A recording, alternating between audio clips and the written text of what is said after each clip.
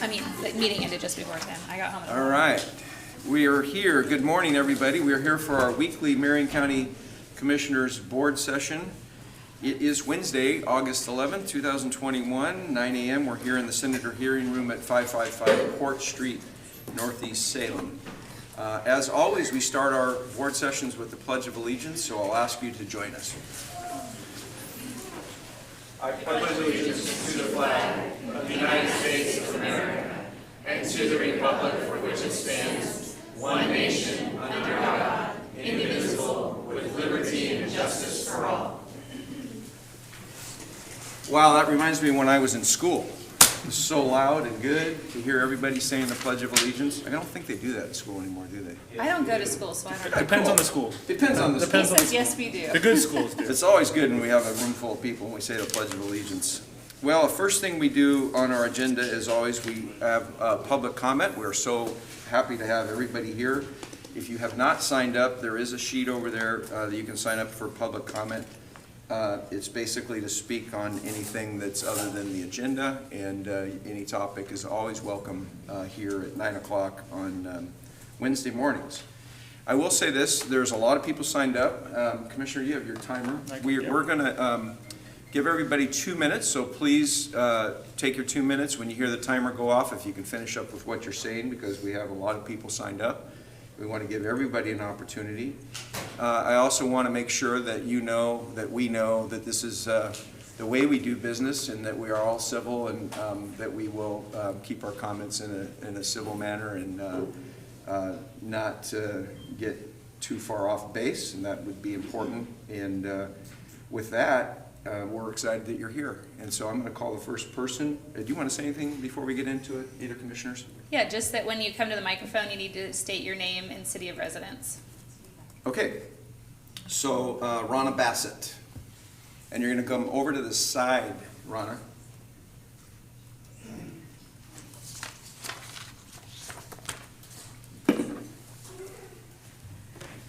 My name is Ronna Bassett, and I live in Salem, Oregon. Feel free to sit You down can if you sit want. down. Oh, okay, it's not going to be that long.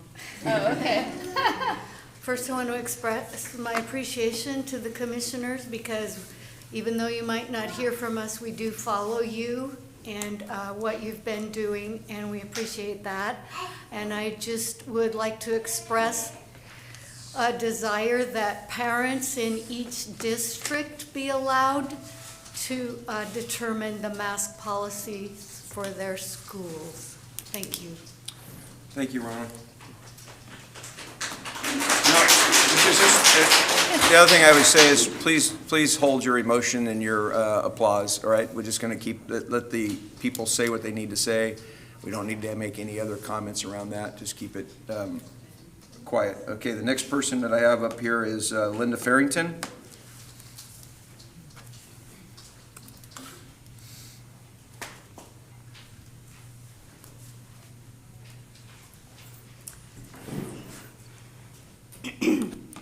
Good morning, Commissioners. I morning, too Linda. just want to thank you for your work and for standing up for our county and for doing what is right for all of our citizens. And I am here today to say that I do not appreciate the mask mandate. I think that, as Ronna said, that it should be a county or district decision, that by law, things like that are supposed to be local. There's lots of information out there, and a lot of it is confusing. People collect data in different ways, and people are confused and angry and polarized and distrust the data because of all the different types of the ways that it is accounted for. So, but we do know, even with all that there's no data that says that masks are helpful. There is a lot of data that says that masks, that children do not get sick, and that they that they do not spread it. And so I really don't want masks in schools, but even for adults. The virus, we got to figure out what our goal is. What is your goal?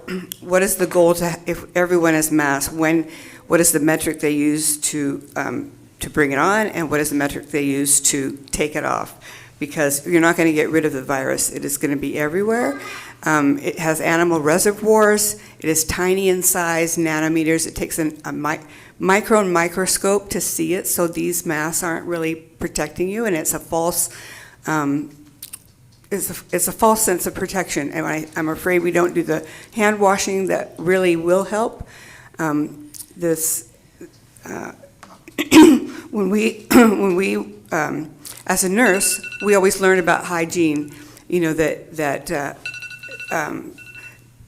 the standard precautions for all these kinds of, to protect from infection is you hand wash, you blow your nose, you throw your Kleenex away immediately, and you wash your hands again.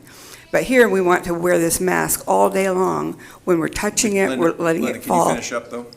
Yes, and it just doesn't medically make sense. It's like carrying a dirty hanky around. So I appreciate you guys considering this resolution to oppose the mask mandate. Thank you.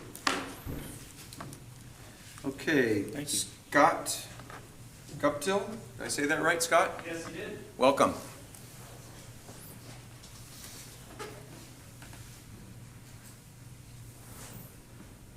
My name's Scott Guptill, and I live in Kaiser. I want to thank all the commissioners for the time and being able to hear us.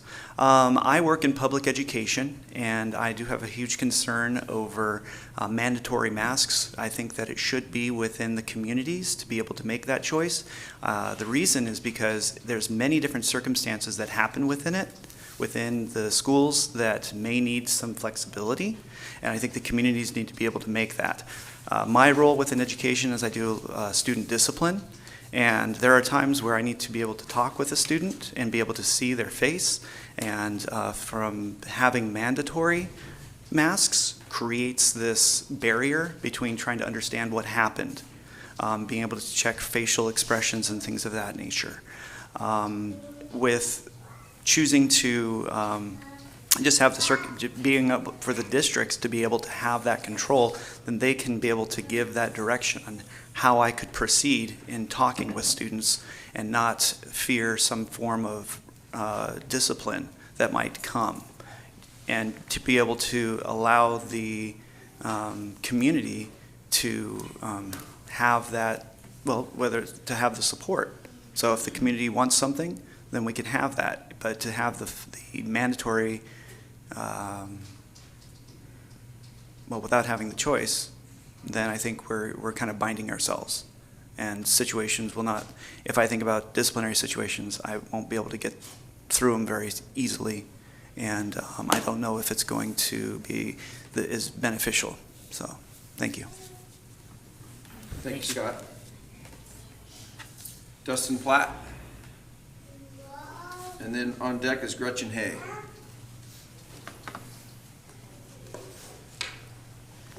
Good morning, everybody. My name's Dustin. I'm from Salem, and I am also a teacher.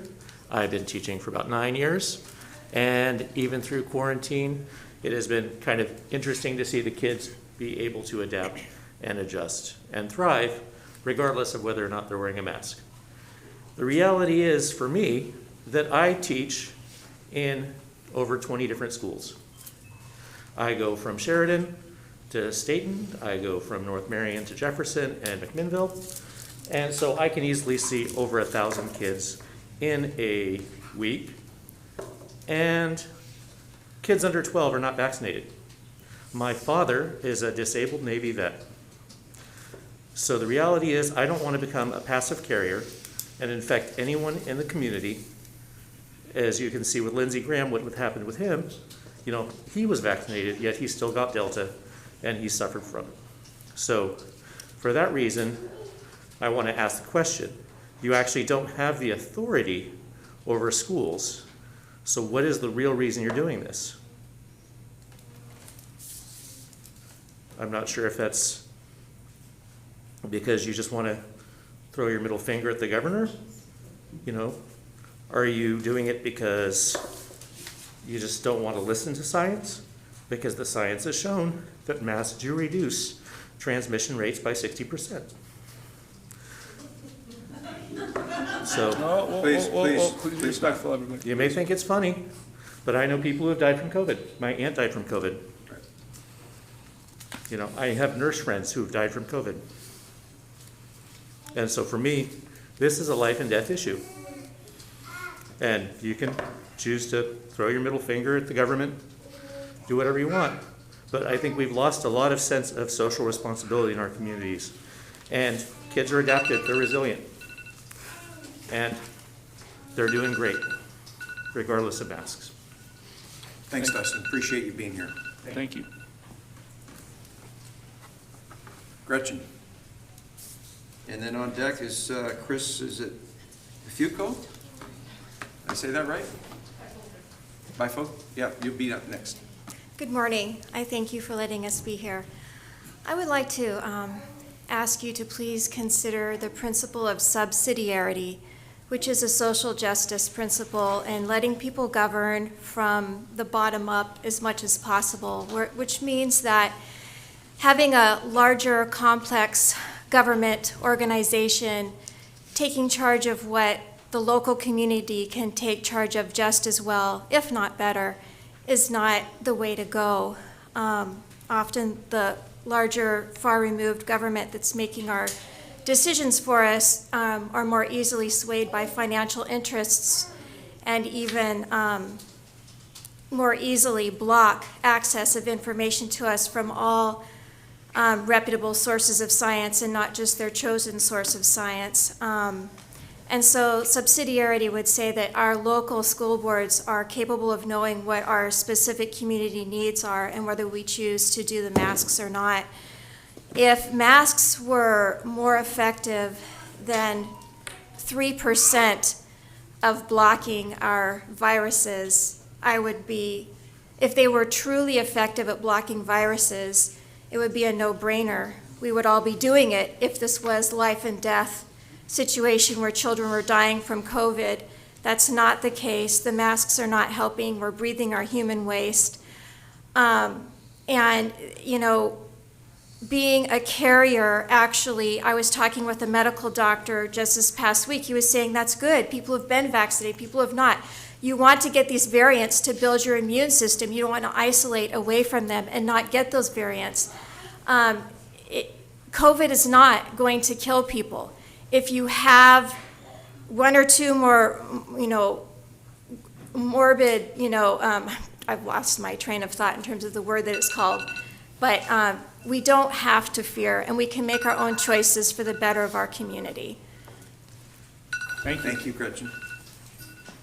Chris. And then on deck is Pam.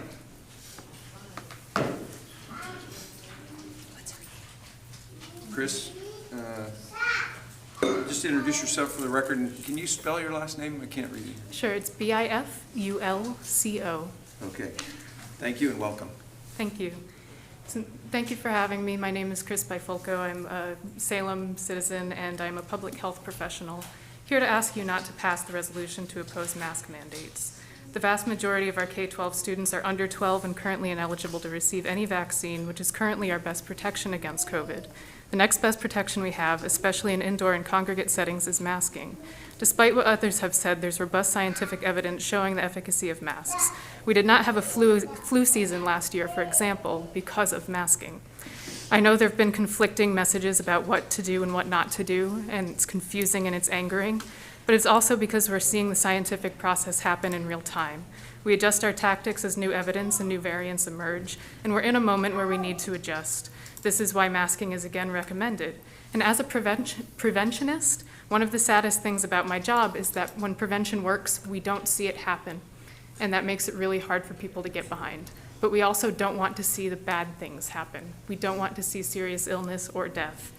And it's true that children don't appear to develop serious illness from COVID, but it's also true that there were 94,000 cases of COVID in children last week nationally, which makes up 15% of all of the COVID cases that occurred last week nationally, and a 30% increase among youth from the week before.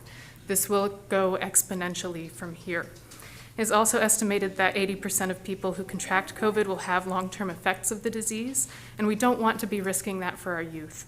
Masking can prevent a great deal of this and will keep our children in school, which is what they really need. We are all here because we want our kids to stay in school, to see each other, and to thrive. And masks are one tactic for that.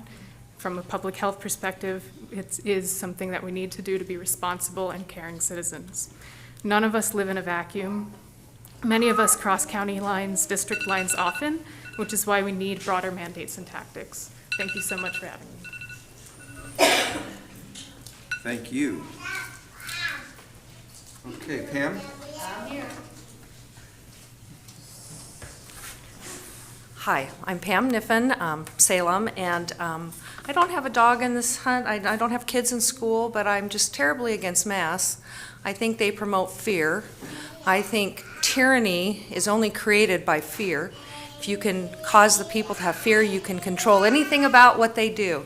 And I also like to know what studies you or anybody else that's making mask mandates have done.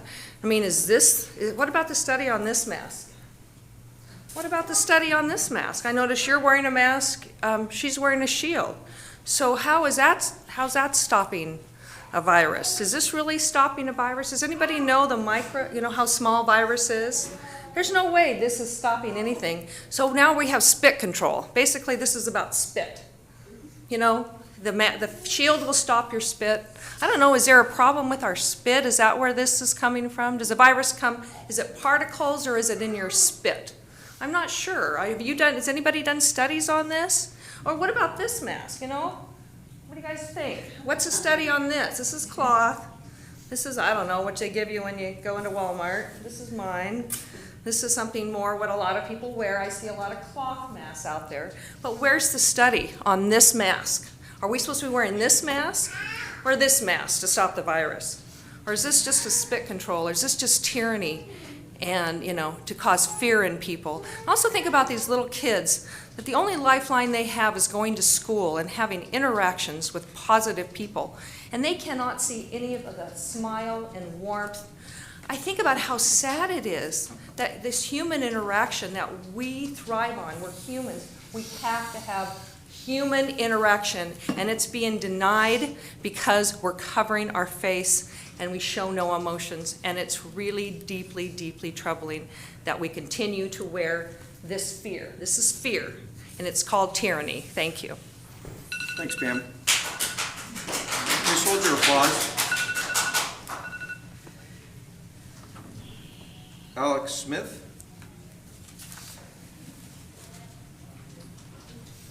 Or is it Alexis? It's Alexis. Alexis, sorry about I was trying that. to write one-handed and quick. Oh, yeah, you got your hands full. I do. All right. I'll see. So I'm Alexis Smith from Kaiser. When I initially planned to come, it was to talk about masks in school. My son's homeschooled because our schools are failing as it is. They're failing. They're horrible. Him and I go and look at each other's faces when we're going over spelling, when we're reading, when we're learning how. Alexis, can you pull the microphone towards you? Thank you. There you go. When we're learning how to develop essential skills. My face for E to I is very important. I can't imagine him in a public school learning how to read or spell with a mask on. It's not reasonable. It's not how we learn. I planned on ending with what is next. We saw yesterday what's next. Does it end there? I don't think so. In this county, we have very few, sorry, my kid exited my thing and put on Disney. In Marion County, our vaccination rate isn't very high. And I think that tells the Board of Commissioners all they need to know about what their voters want. If we are at a 47% vaccination rate at this point, that means over 50% of your voters don't want the vaccine. Can you please- I'm just going to ask you one more time, if you cannot applause or boo or anything, just keep it. We just appreciate everybody getting their views in. Thank you, but we don't need other background noise. Thank you. Okay, our next person is, let's see, I've got another sheet here. Thanks, let's see, it's Breda, or was it Breda?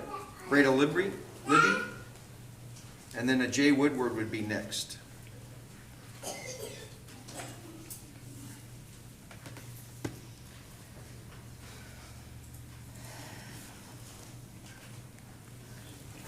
Good morning, County Commissioners. How are you? Doing great. Sun came up this morning. Yay! We're here. No wildfires burning out of control. Oh, Yay! no. Yesterday. Trust me, I still live in Detroit. I get smoke in the morning. It's Yeah, I heard. still up I'm there. really sorry, Kevin. I'm here to talk about masking. Okay, so we're now. Introduce yourself for the record, please. Oh, my name is most of these guys, not me. You don't. Breda Libby. I live in Kaiser, Oregon. I'm here to talk about masking. We have gone down this road for what, 18 months now? We've had, the fear factor is off the charts. Our children are afraid. Now we're going into a new school year, and now we want to remask. We were told we had 15 days to tamp this out. Now we told that we need a vaccine that still has problems. We don't know. Moderna, Pfizer, J&J, and now we want to take and put the mask back on our children. Our governor is a tyrant. She's also a racist. How is she a racist? She wants to get rid of the high school, efficiency thing. So where if you have, you can't read, you can't do math, you can still get your degree. What? People of color are dum-dums? Seriously? And the mask here is important because it's all part of a control thing. It's all about control. It's not about science. I think Pam pretty well hit that. You know, is there a biohazard barrel? No. So where do those masks go? I've seen them on our streets. I've seen them all over the place. I've taken the biohazard classes. And if it's a viable biohazard, it belongs in a container, and it's not, okay? And also too, we know so little about this virus. Does anybody want to know where it came from? Why are we not looking at some of that stuff? I know as a county commissioner, you guys have no control over that. But what I will say is we continue to mask our children. We continue to make them more fearful. And that's the last thing I want. And I think that's the last thing that you guys want. You want kids learning, you want kids interacting, and we certainly don't want to be filling our prisons. And that's what's going to happen if our kids don't go to school. Thank you guys very much. Thank you. Okay, Jay Woodward.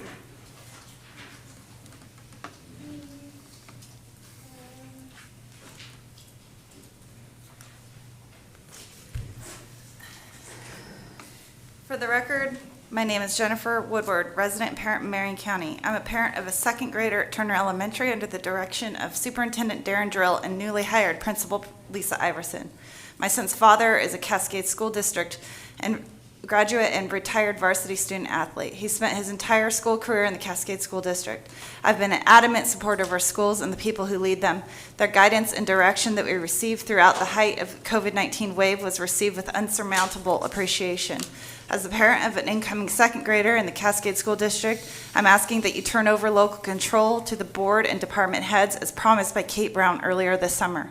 This is important to the majority of parents in the district, as well as each individual has a story that they can share with you upon request. My son's relationship with Cascade School District began in kindergarten, where he started his year excelling in social groups, reading, math, and growing rapidly in all of his academics. After suffering many personal losses between our co-parenting households and with the destructive effects of COVID-19 mask mandates and distancing restrictions, he began to suffer socially. As he began to suffer a social and emotional development, his behavioral marks on his report card declined by the end of his first grade year. Toward the end of his first grade year, he returned home after school one day and let me know he had, quote, written his teacher a note. And when I asked what that note said, it was a simple, "I love you." I told him, "That's sweet," and I asked what prompted that, and he said that the teacher had been having a hard time with the students listening, and it was a really hard day for her. A first grader recognizes the struggles of teaching children behind masks. Teaching first graders is a thankless job. Anyone who signs up to educate our children is an angel in my book. Now imagine teaching small children behind masks, add distance, take away physical touch and play. Teaching young children comes with its own set of challenges. Without throwing in the constant policing of, quote, proper mask wearing. This is an unlawful indoctrination of our young children being forced at the hand of our local education heroes. I've stood fiercely behind to defend Cascade School District for their leadership. The stone faces and lack of emotion the board exhibited while listening to Cascade students, families, and extended support system was disheartening, to say the least. You can sense the fear in their eyes of losing their job and vitality if they choose the right action and stand for our students. It is unlawful for the state to hold authorities to this level of misconduct. I'm prepared to disenroll my child under the circumstance that there is not an immediate action to Governor Kate Brown's tyrannical overreach. It is expected that she will continue. Jennifer, can you finish up? I have just a little bit more. Continue to issue mandates and regulations in which will continue to divide our communities and our state to the fearless and the fearful. And then democracy, the government is formed by the people, in which the supreme power is vested in the people and exercised directly by them or their elected agent under a free electoral system. It is clear now more than ever that Kate Brown has overstepped her authority to control the people. She works for us. We don't work for her. In summary, I ask that the Board of Commissioners find resolution in turning over control to the local school districts as promised and put an immediate end to the further destruction of our communities. I trust that the Board of Commissioners will do what is right for our children and our future. For everything I do for the Lord. Thank you, thank you. Say hi to Darren for me. Good man. Okay, Haven Doyle. And then Leah Bain is next. Hi, I'm Haven Doyle. I'm from Corvallis. Thank you so much for having us and listening to us today. I just wanted you guys to hear from the perspective, I'm a kindergarten teacher, and so what this mask mandate really looks like in the classroom with 6-year-olds. Like you were saying, there's a lot that you're doing when you're teaching, especially at the kindergarten level. It's really important for them to see your mouth when you're going through phonics, how to pronounce different words. And then also just there's a lot that you're doing with all those little children, and trying to monitor the proper mask wearing is really tricky. And just what it really looks like in the classroom at that level, they're sucking on their masks, they're playing with them all day.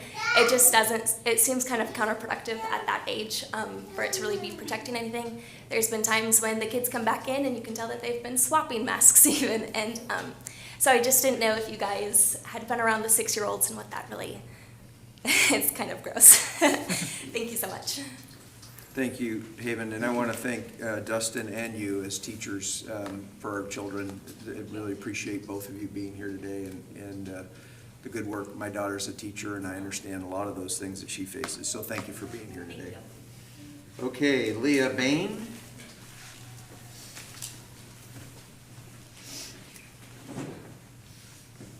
Thank you. I'm Leah Bain, and I'm from Jefferson, Oregon. And I also have been a teacher in the past, but I am a mom. I have a son that's going to be a senior this year.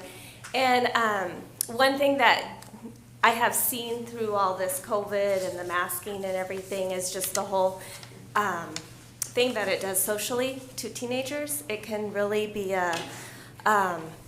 it's kind of scary how they get so withdrawn and kind of takes away the whole social part. And like as a school, we're just trying to figure out how to get this culture back of kind of school spirit. A lot of kids just kind of are like, oh, we don't want to go to anything if we have to wear masks. And I haven't seen any studies, mask mandate studies, that have shown effective outcomes. So I would love to know what studies are behind the mask mandates. Every one that I have seen where there has been mask mandates, the cases have risen. So I'm not sure there's a whole lot of science, but if you do believe in the mask, then it would protect you. So I really just ask that we would have freedom, because if the mask works and you're wearing one, then it protects you. And so I don't think we need to force everyone else that maybe has a different belief to wear the mask. So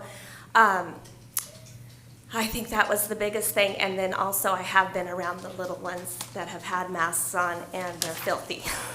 So they're not really, they're sucking on them, they're sharing them, they're touching them all day long. I even see my son, who's a senior, touching them all day long. So I don't think it's doing anything that way. But that's my feeling, and I haven't seen a study to show different.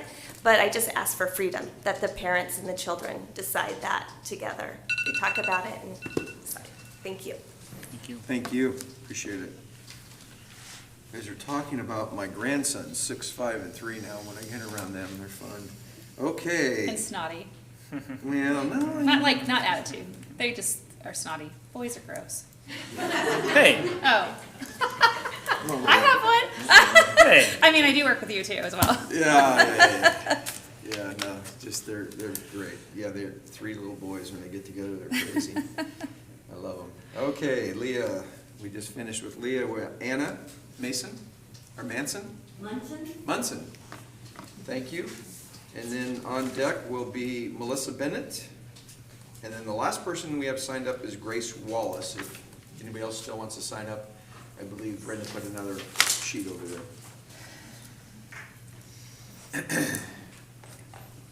Okay, my name is Anna Munson. I live in Salem, Oregon, and I went to the school board meeting last night and I'm just gonna read what I was, because due to circumstances, I was not able to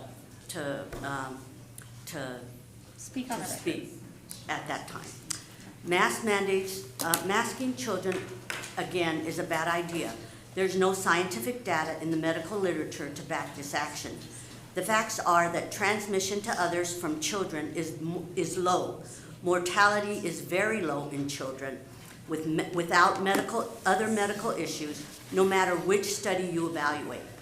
One thing to remember is that children are not little adults. Their physiology is unique unto themselves and needs to be evaluated in that light. Their bodies, including their immune system, their brain development, and their emotional development, are not the same as an adult. A child's body is still developing. Their immune system tends to be robust and is able to fend off numerous offenses.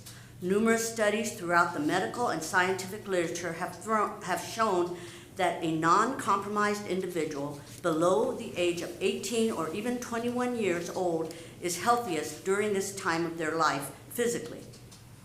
This was true before COVID-19, continues to be true during COVID-19, and will be true when COVID-19 becomes just another one of the many viruses that we live with. The way children perceive things, such as their surroundings, their peers, and people in general, are vastly different from how adults perceive them. Children can be more sensitive and affected by these difficult changes in our lives. Masks, however, have been proven to be detrimental to children, ranging from delayed learning for the young due to the inability to see and process facial expressions and movements, to help in speech and word formation, to mental health issues due to anxiety, panic attacks, and even suicides. Numerous mental health studies have shown this. The carbon dioxide retention and lack of oxygen due to mask wearing caused one student to pass out at the end of a race last summer at Summit High School in Bend, Oregon. This resulted in the OHA finally changing their mask guidelines. And this is geared towards Salem-Keizer School District. But remember, our 42,000 student population in Salem-Keizer is diverse in many ways and has individual needs. Many students may not be able to wear a mask for long periods of time, and for others, any period of time. Whether this is due to a physical condition or a mental condition or any of the other many challenges that affect the special ed students. And I need you to finish up if you can, please. Okay. I just have one more thing. Okay. In light of the medical and scientific data, though, some may still be uncomfortable and want their students to wear a mask. Having schools in the district be mask optional seems to be an obvious, simple alternative. Teachers, staff, and students would then be able to see it as an option for each individual student, no matter what. This will help to remove any stigma and bias that might be created and tensions that might lead to bullying or shaming within the Salem-Keizer School District. And that's it. Thank you very much. Thank you. Okay, Melissa Bennett. Good morning. And then Grace Wallace will be next. And that's the last person I've signed up. You have another one? You want to recycle this one? I only have 2 names on it. Okay. Hi, my name is Melissa Bennett, and I am a teacher at a small private school out in Brooks, Oregon. I am 51 years old, and I have recovered from COVID in April, along with many, many other people that I know that have had it and have recovered. I'm here today to just ask for you guys to think about this from a common sense standpoint. The fact is that the statistics for children and the risk for kids is very, very low. We know that the masks don't protect them, they protect other people from getting something from them. We also know now, a year and a half later, how to treat COVID. It is not the scariest thing. I mean, yes, we had a lot of people that passed away and died at the beginning when we didn't understand this virus, but this virus is treatable. It is, the kids are doing great. As far as saying, I hear a lot of people say that kids are adaptable and they're doing fine. Well, just because a kid is adaptable doesn't mean what we're doing to them is right.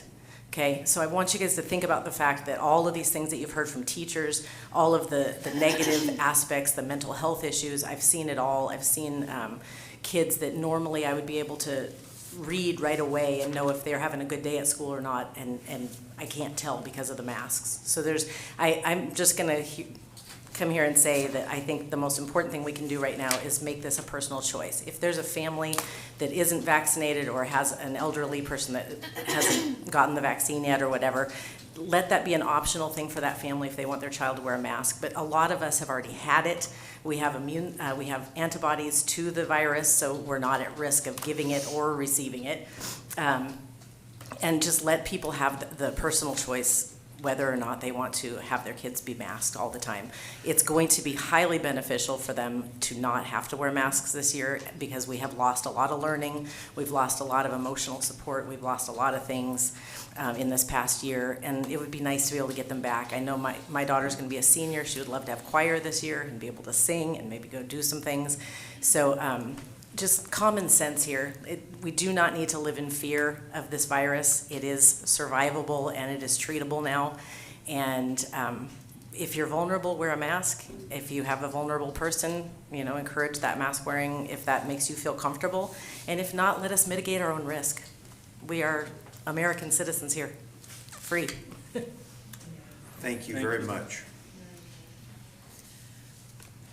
Okay, and we have Grace Wallace. My name is Grace Wallace, and I live in Salem, Oregon, and I just want to say thank you for giving us this opportunity to speak, because I feel like all this time we've never had a voice. I know some people have been fighting for us, and it's everything that we've tried has not worked, but I teach because I want to teach, and I absolutely love the kids. High schoolers are just my passion, and teaching them with masks on is horrible. It is so hard. And it's hard for me to do it. It's hard for me to look at the students and not see their expressions. And I think it's really detrimental to our kids, to my grandkids. It has really hurt our children. So please help us. If people want to wear a mask, that's fine. Let them wear a mask. But please help us who are vaccinated. We've done everything the governor has asked us to do. We have followed the directions 100%. please now, please help us. Let it be optional. Let the parents have a voice. Let the schools have a voice. We need help. And if you haven't taught in a classroom with kids with masks on, you should go try it. Thank you. Thank you, Grace, for your passion for our high schoolers. I'm not sure a teacher would want to see my expressions when I was in high school, though. Thank you so much. All right, we still have another sheet here with a few names on it. Stan, is it Gottschall? Yes. Stan, and then Tara Pyle will be next. And I have Angela, I'm glad that other people write like I do. Angela Blackard or Pinner, you'll be next. Anybody else that hasn't signed up? Welcome. Good morning, Commissioners. Coleman, it's good to see you. I just signed up a minute ago. I just showed up this morning. I had no idea that I could even give public Introduce yourself statement. for the record, Oh, please. for the record, my name is Stan Gottschall. I'm a resident of Marion County here in Salem. And yeah, I just signed up here to give public comment. And I'll be fairly brief, but I just took a few notes when I was listening to other comments. And I certainly agree with the sentiment that masking our children is having untold effects. We homeschool our children. And homeschooling is hard enough, especially with our developmentally delayed children when it's actually technically disabled. And frankly, I can't imagine what it would be like to try to teach him to talk and to read with a mask on. Now, fortunately, I can do that at home without being coerced into having my children be masked. But for all that is holy, why are we doing this to our children in the schools? The risk factors for the children are so low, and we've been trying to get our communities and our whole country to do this for 1.5 years. So aside for a moment whether the masks actually work or not, it's undoubtedly true that the mandates don't. If we continue to do this, there is no end in sight. There is no end. We've come full circle with a glimmer of hope of opening our stores, our communities, without having to worry about masks or anything, and suddenly it's going to start all over again. So unless we do something different, there is no end in sight. And thank you for your time. Thank you. Thank you, Stan. Tara?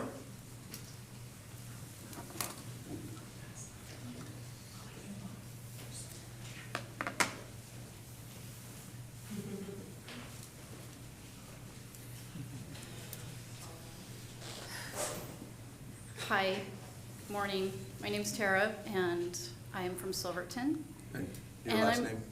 Pyle, was Lule. I am here because I want to represent parents who don't have a voice in this matter, and especially those who have a set of beliefs that aren't aligned with what's going on right now. We had to actually choose to go a separate route altogether and do private schooling, which cost us a lot of money last year. And I know a lot of people don't have a lot of money, not that we do, but we made it work.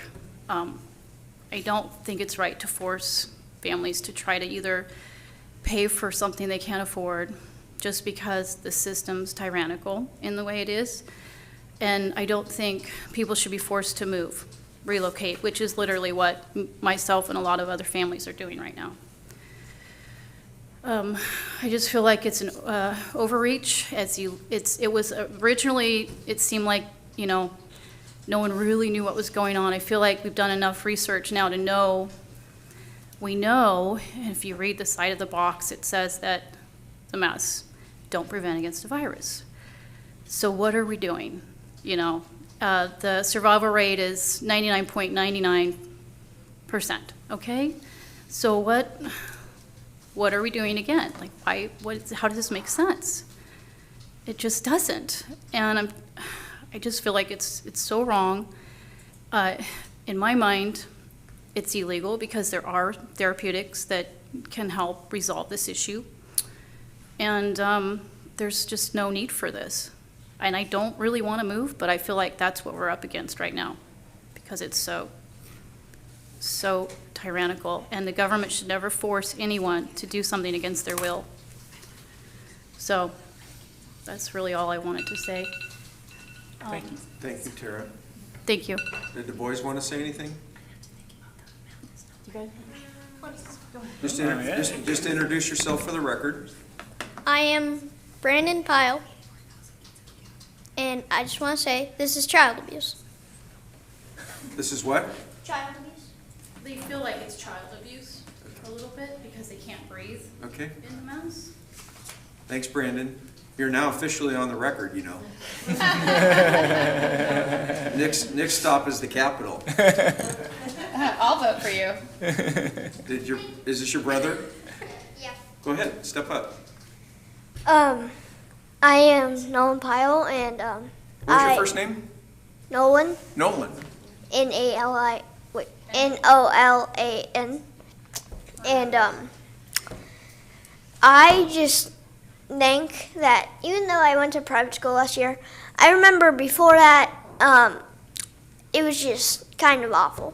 Even though I didn't wear the mask that much, homeschooling, which I know we don't do as much now, but it was awful. And I just think that the masks in general are just not really that effective against the virus. And I just think that going back to school and having to wear masks instead of actually focusing and studying would just be ineffective for future students that want to graduate and have a life. Thank you, Nolan. You're officially in the record, and by the way, your first name is the name of one of my favorite baseball players. You know who that is? I do. He threw a 100-mile-an-hour fastball. Nolan Ryan. That's his name. Yeah. Oh. Yeah. That's awesome. My Very middle name's articulate. Got to see Ryan. him pitch when I was younger. What? My middle name's Ryan. Oh, really? Nolan Ryan Pyle. Okay, you're my hero. Thank you. Thanks for being here. Okay, we have, it looks like Stan, or did I get everybody on the last list? Let me just double check. I got so many lists going here. Did I miss? Yeah, no, that was Tara. I already did Stan. Okay. Angela. There you are. She's patiently waiting.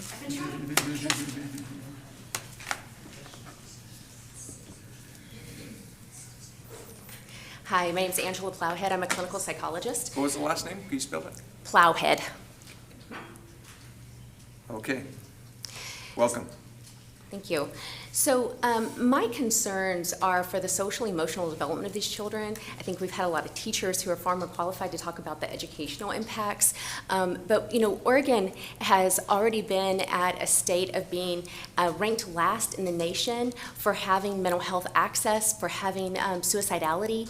And we, prior to the pandemic, we're already at a place where we were concerned about children, we're concerned about anxiety, we're concerned about depression.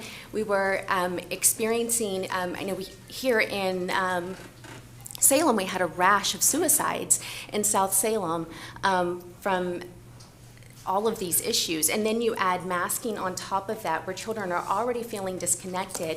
You're further disconnecting them from their community and from their supports. And just think practically about when the mask mandates were statewide and you would walk into a store and things changed. People stop opening doors for one another. They stop talking to one another. When you disconnect from one another visually, you're also disconnecting from them emotionally. So my concern is that in an area where we already have some of the worst rates in the nation, that we're further escalating those concerns for some of our most vulnerable in our society, which are our children. Thanks, Angela. Thank you. Is there anybody else that has signed up since? Okay, is there anybody that didn't testify that would like to testify, make comment? Great, okay, so that includes our public comment for the day, and we're going to move into our action items. So our first action item under consideration is under the Board of Commissioners consider approval of a resolution approving local oversight of COVID-19 response, and Commissioner Bethel has your name by it. Yeah, so. Good morning, by the way. Good morning. And good morning to all of you for being here. I wish this wasn't an emotional morning. This resolution isn't about taking control or telling the governor what masks should or shouldn't do. Most of you know that I've sat on the local school board here in the community for 2 years. And since COVID has occurred, it's been the most torturous activity I've ever participated in. On a regular basis, I learn about kids who have committed suicide or who are hospitalized, and not for COVID. So I just want to address one thing before I get into this resolution, and it's to Dustin, to tell you that I really admire what you do and the spaces that you go to do it. But unfortunately, I disagree with you on a fundamental level, and it's for one reason. Everybody has the choice to wear a mask. Nobody should be forced to wear a mask. You and all those that believe in it, I support you. Absolutely. I will stand on any firing line alongside you for people who want to tell you why you shouldn't do it. But if you believe in your soul that that's the right thing for you, then you should do it. But for those of us who believe we shouldn't, for various reasons, we shouldn't be forced to do it. I took a ton of notes throughout this. This is my first opportunity to really have a conversation with the community about what this looks like. This resolution isn't saying we will or we won't do something. We are simply asking the governor to let us do our jobs. And we're really good at it. And I am extremely passionate about my job. We have the best health authority in Oregon. I'd say that anywhere on any platform. Our people show up. We're boots on the ground. We work with the school districts. We work with the nurses. We're in those buildings. Contagions are constant in the life of humans. We have multiples of them that we deal with on a daily, annual basis everywhere across the world. COVID is new, but this process isn't new to health departments. I asked for this resolution to come forward because I believe the governor is out of line. And this roller coaster that we have been on because she doesn't think that we know what's best is unacceptable. I firmly believe that myself and these two gentlemen to my left will work with every school district to make sure every kid is safe. I guarantee it. She needs to let us do our jobs. So this resolution, which I'm going to read, because we received a lot of testimony. I think Brenda had it broken out for me.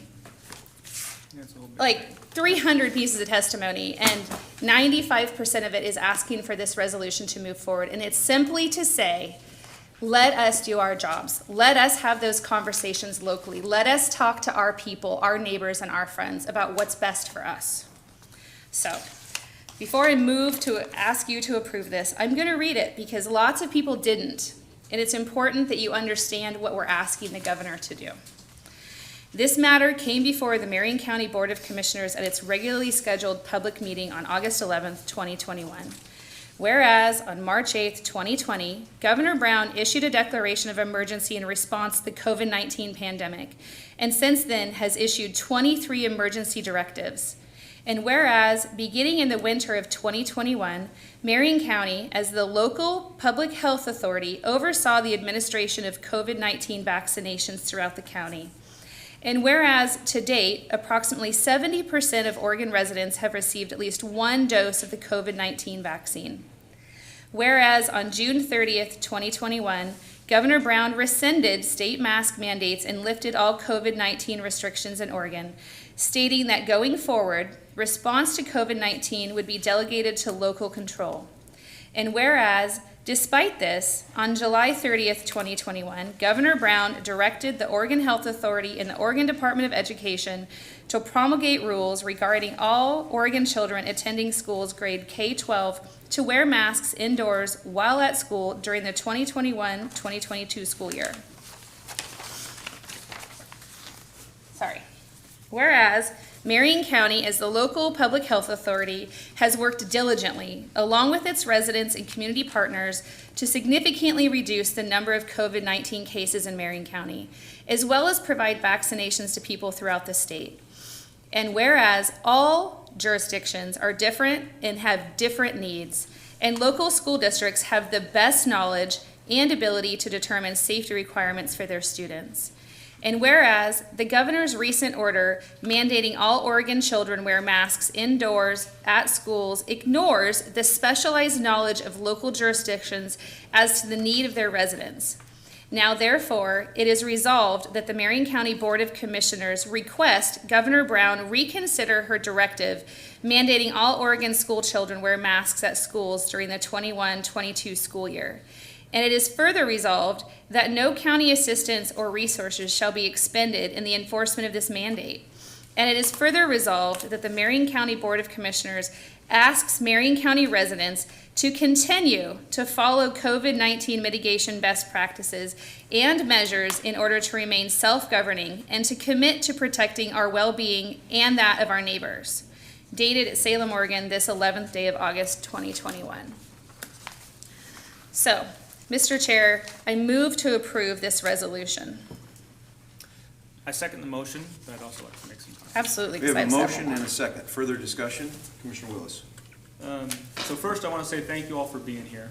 I think that self-government is really, really important, and all of you participating in this discussion is really important, even and especially when you don't agree. I actually think that's the most important, because a lot of times now we have keyboard warriors who, you know, are going to say their thing online, but they'll never actually get in a room with someone who disagrees with them and talk about where we have common values and how we can negotiate as a community to move through. So I just want to make that point, and it's really important to me, and it's part of the reason why I'm so passionate about this and I'm so much against the governor's mandate, because I think when you have the state or the federal government taking authority away from local communities to have these discussions and make these decisions as a community, you really break down the social fabric of our community, and I think that's how you get situations like we've seen in Portland or Minneapolis, where you have sort of civil society breaking apart. It's because we don't foster self-government, we don't foster these conversations, we don't talk to people that we disagree with and work through those things. So I want to thank you for being here and being willing to have that conversation in a polite and respectful way.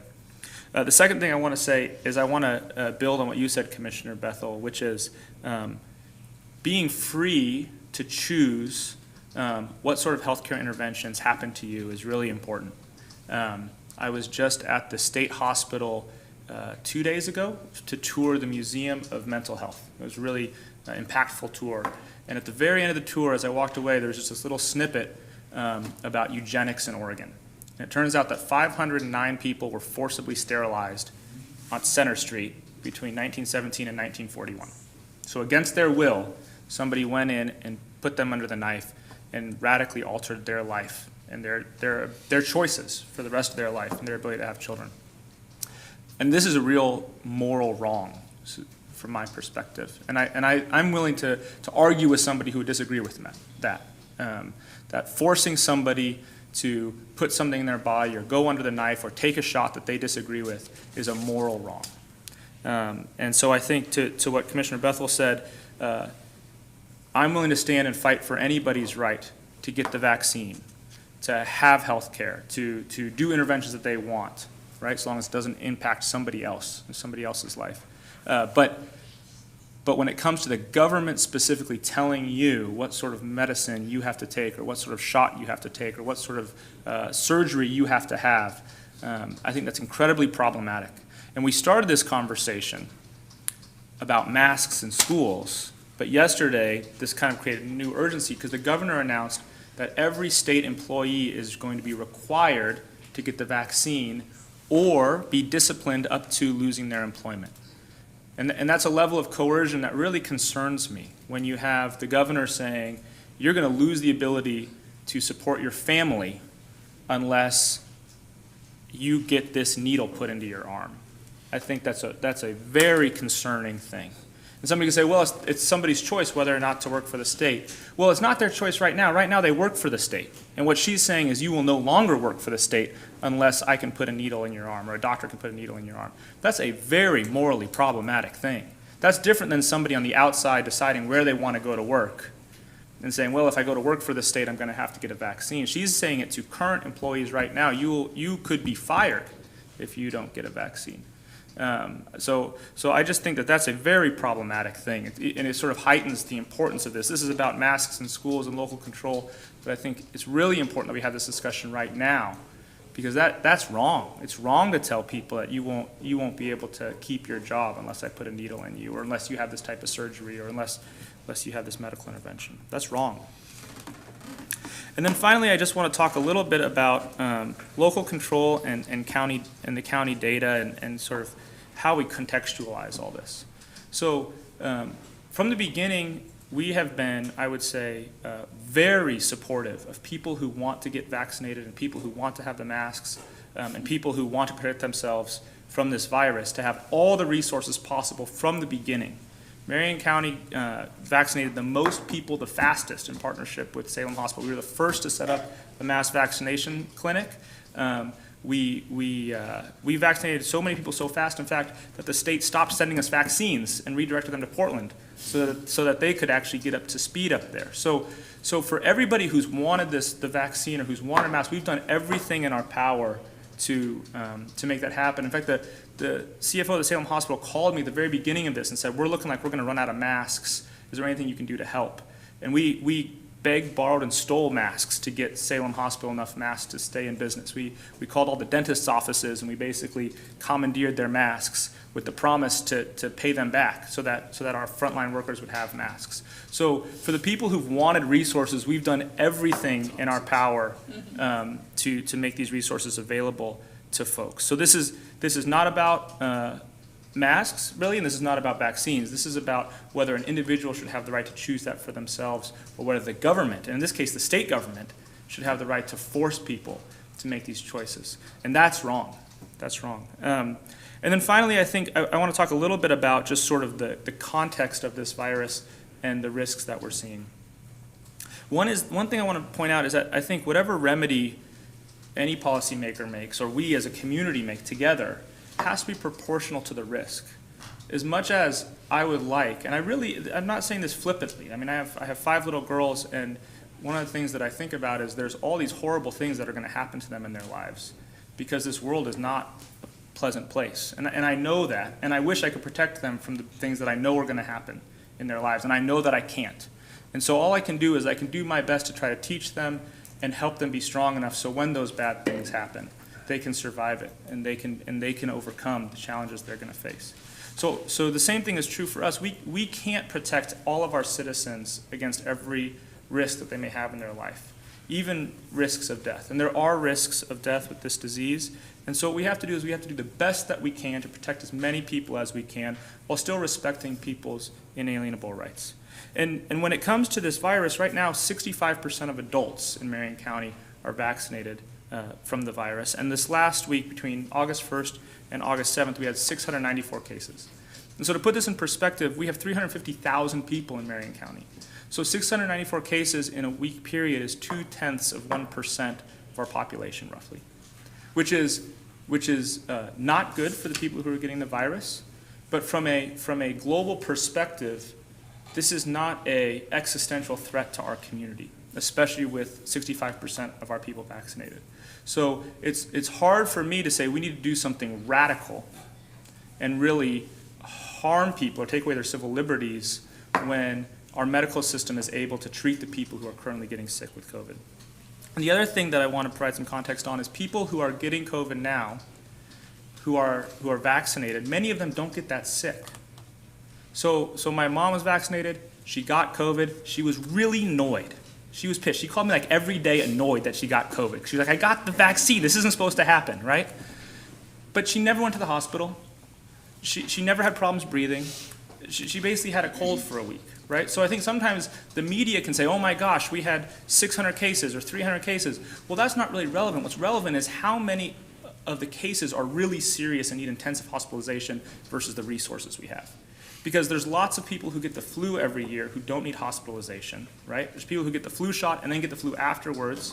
And we as a society can accept that, and we can accept that risk because it doesn't put our system at risk. It doesn't put the health of everybody at risk. So it's important to kind of put that into context. And then the final thing is we're at a historic low in terms of trust of government across our country right now. And I think it's not okay for people, and I respect the gal who said, well, we're doing science in real time, and I understand that, and it's not exact, and a lot of this stuff is really hard. I mean, I remember the fire response. You're trying to do the best you can in a really hard situation, so I'm sympathetic to that. But at the beginning of the pandemic, we were told masks don't help, don't wear masks, and then we were told you have to wear masks, and then we were told if you're vaccinated, you don't have to wear masks, and now we're being told if you're vaccinated, you still have to wear masks, and this doesn't help to build trust for anybody anywhere.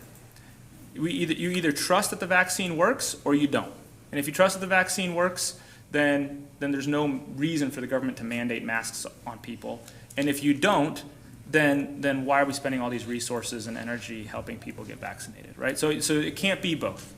And so I think that the broken promises, when the governor says you're going to be able to make your own decisions 30 days ago, and then 30 days since she takes that away, it only further deteriorates trust in our government. And I especially, as a county commissioner and someone who cares so much about this community and has had so many sleepless nights over the last year because of the challenges facing our community, what's hard for me is that we're not Portland. And I remember at the very beginning of this, I saw the governor and the chair of Multnomah County Commission and the mayor of Portland. They did a press conference together announcing statewide rules on COVID. And it's like, is this the governor of Portland or the governor of Oregon? Right? We're not Portland. We're different than Portland. And the rules and how we organize ourselves and how we work together as a community has to be relevant to the place where we are, and it has to be relevant to the communities and the schools and the cities and the towns where we live. And so I'm passionate about this, and I want to thank you, Commissioner Bethel, for bringing this forward, and thank you all for being here. Okay, we have a motion and a second. Any further discussion? Yeah, I just want to say a couple of other things while I'm not emotionally reeling.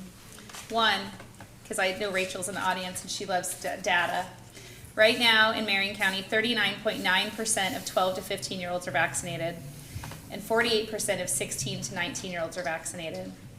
I get that there's not a vaccine for 12 and under, but if we were to compare the data for the vaccines that are available for flu, for the children in our schools to determine how many parents go out and vaccinate their kids with the flu vaccine, I bet it wouldn't be very much. Kids are going to get sick and they're going to weather it. In Marion County, total, we've had 41 children hospitalized and an unfortunate 2 deaths.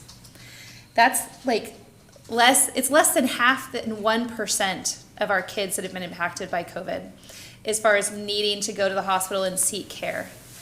But I can promise you that mental health care is on the rise. I have a family member who has been on suicide watch twice since COVID started. A kid that if you would have met before, would have saw the shining light that she presented to the world. And no longer does she have that, and she wants to hide behind a mask. She's fine to go back to school with a mask on, and she's fine to be hidden behind the crowd. That's unacceptable. What is the risk we're taking with our kids in masks? Is the virus a bigger risk? I think we need to make that decision for ourselves as parents. And I think the governor needs to stay out of it, and we as the local health authority who have the relationships in the communities need to work to make those decisions. There's not a single ounce of me that thinks that we can't handle this here. Cascade School District is doing a great job.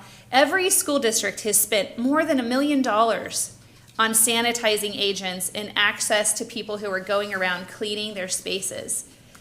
The county is spending a ton of money. You'll see people come through here and wash all those door handles to try to protect all of us. We're doing the right thing, and you need to support us in doing that. Not you, the governor and her teams. So I couldn't be more frustrated, and I apologize for the emotion earlier. I'm a mom too. I have kids that are dealing with this. This is impactful for all of us, and I just want to move ahead with our lives and make sure that we're doing the right thing for every kid and make it a personal choice. So. Thank you, Commissioner. Thank you, Commissioner Willis. I'd like to say a few things. If I can get through this. Yeah, good luck. She saw me writing my notes here. I said I was helping. 17 months ago on March 16th, we shut down the state due to COVID. I remember because I was going to go to Magoo's on the 17th and celebrate St. Patty's Day, and they weren't open. 11 months ago, I was evacuated from my house in Detroit due to a wildfire. 6 months ago, we had an ice storm that paralyzed our community. And 2 months ago, we had a heat storm that we had deaths as a result of that and destroyed a huge percentage of our agricultural crops, which were the #1 agricultural producer in the state of Oregon. So over the last 17 months, we've had 4, and we got another one coming today and tomorrow with this heat issues,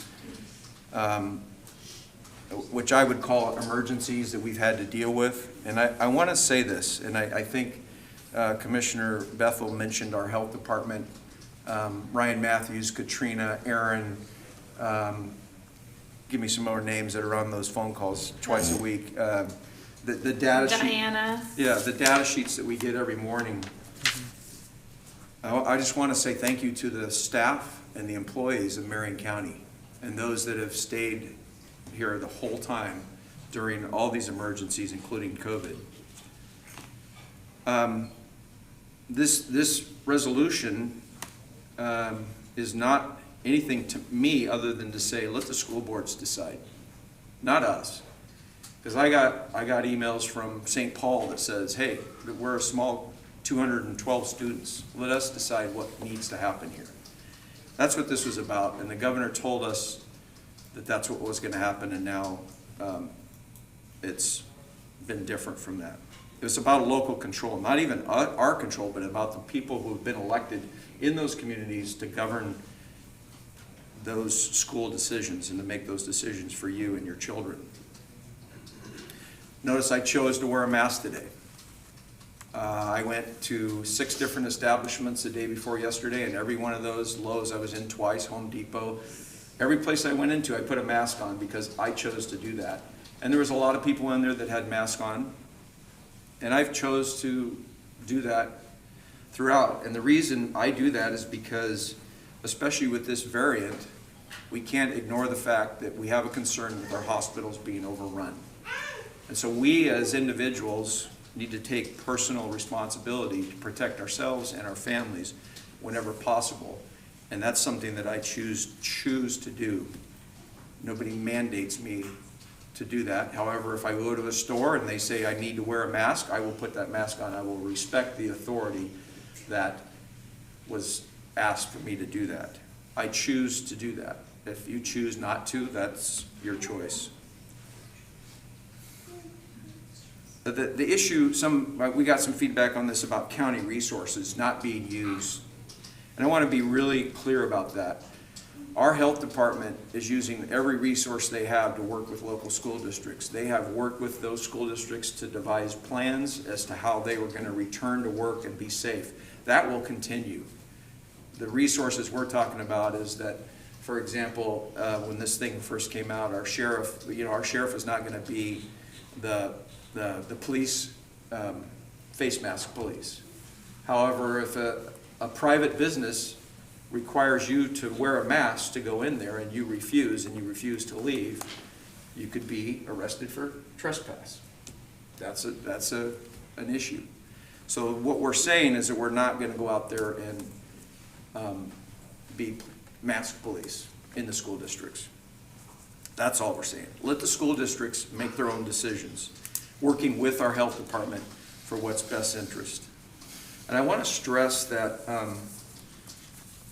this has been a very passionate issue for a lot of people. And I want to thank you all that were here today for keeping it very civil.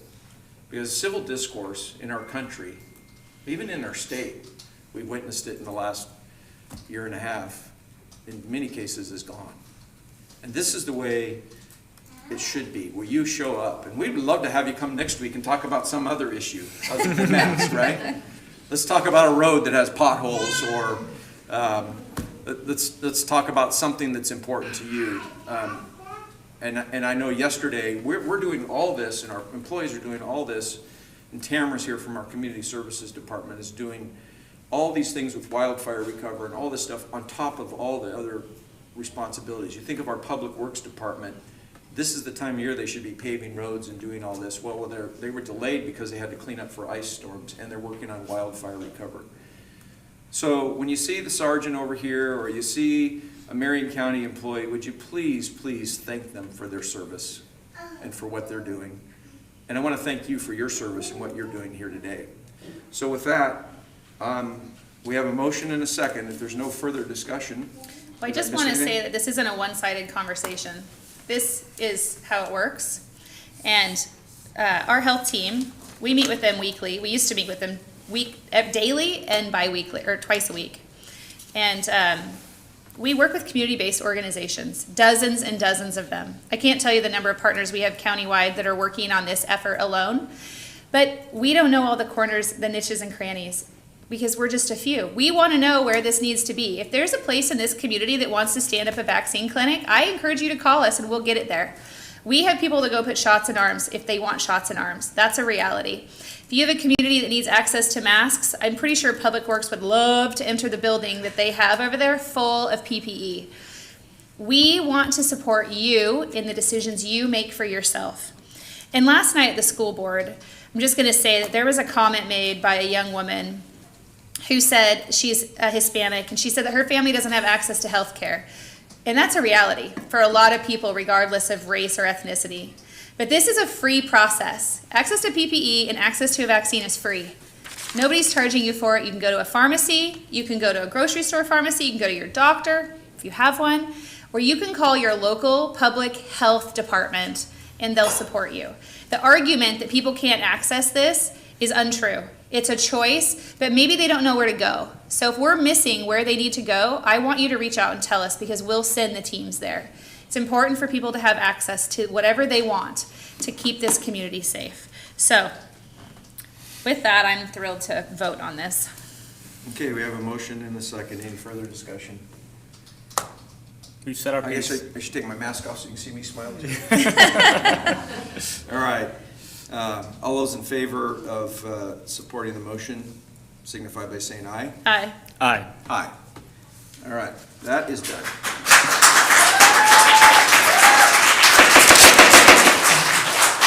All right, next item of business, and you're welcome to stay and see how. It's not going to be that how- entertaining. Yeah. Sorry. Well, They're not getting the paid. public hearing might be. Well, we do have a public hearing at the end. Yeah, consider an order adopting the Community Development Block Grant Consolidation Plan and citizen, you know what, I'm gonna just Just wait, I'm just gonna, wait. I'm gonna recess just for a couple of minutes. While everybody clears. Is that okay?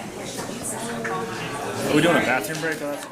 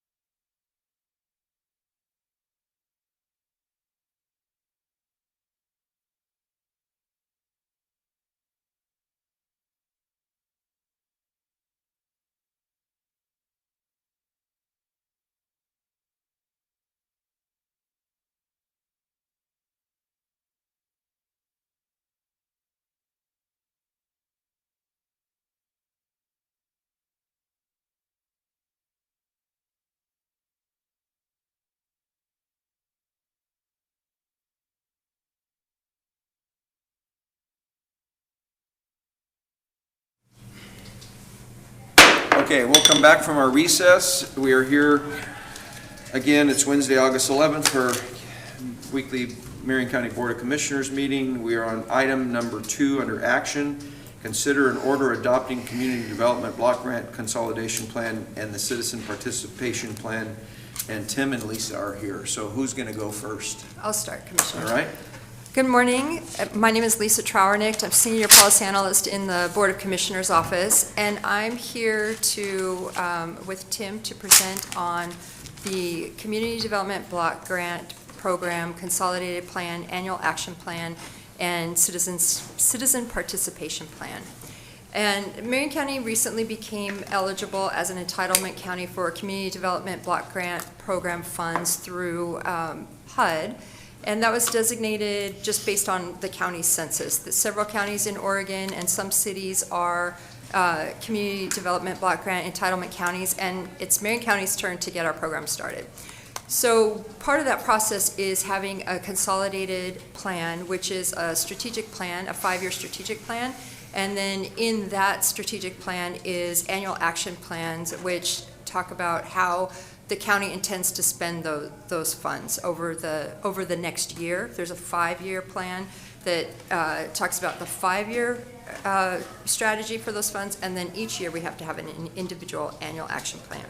And so the process is intended to satisfy 3 basic goals, which are provide decent housing, expand economic opportunities, and provide a suitable living environment. And so I'm going to hand it over to Tim, who can talk to you about the consolidated plan and the other components that we're here to ask your approval for. Thank you, Lisa. Tim, welcome.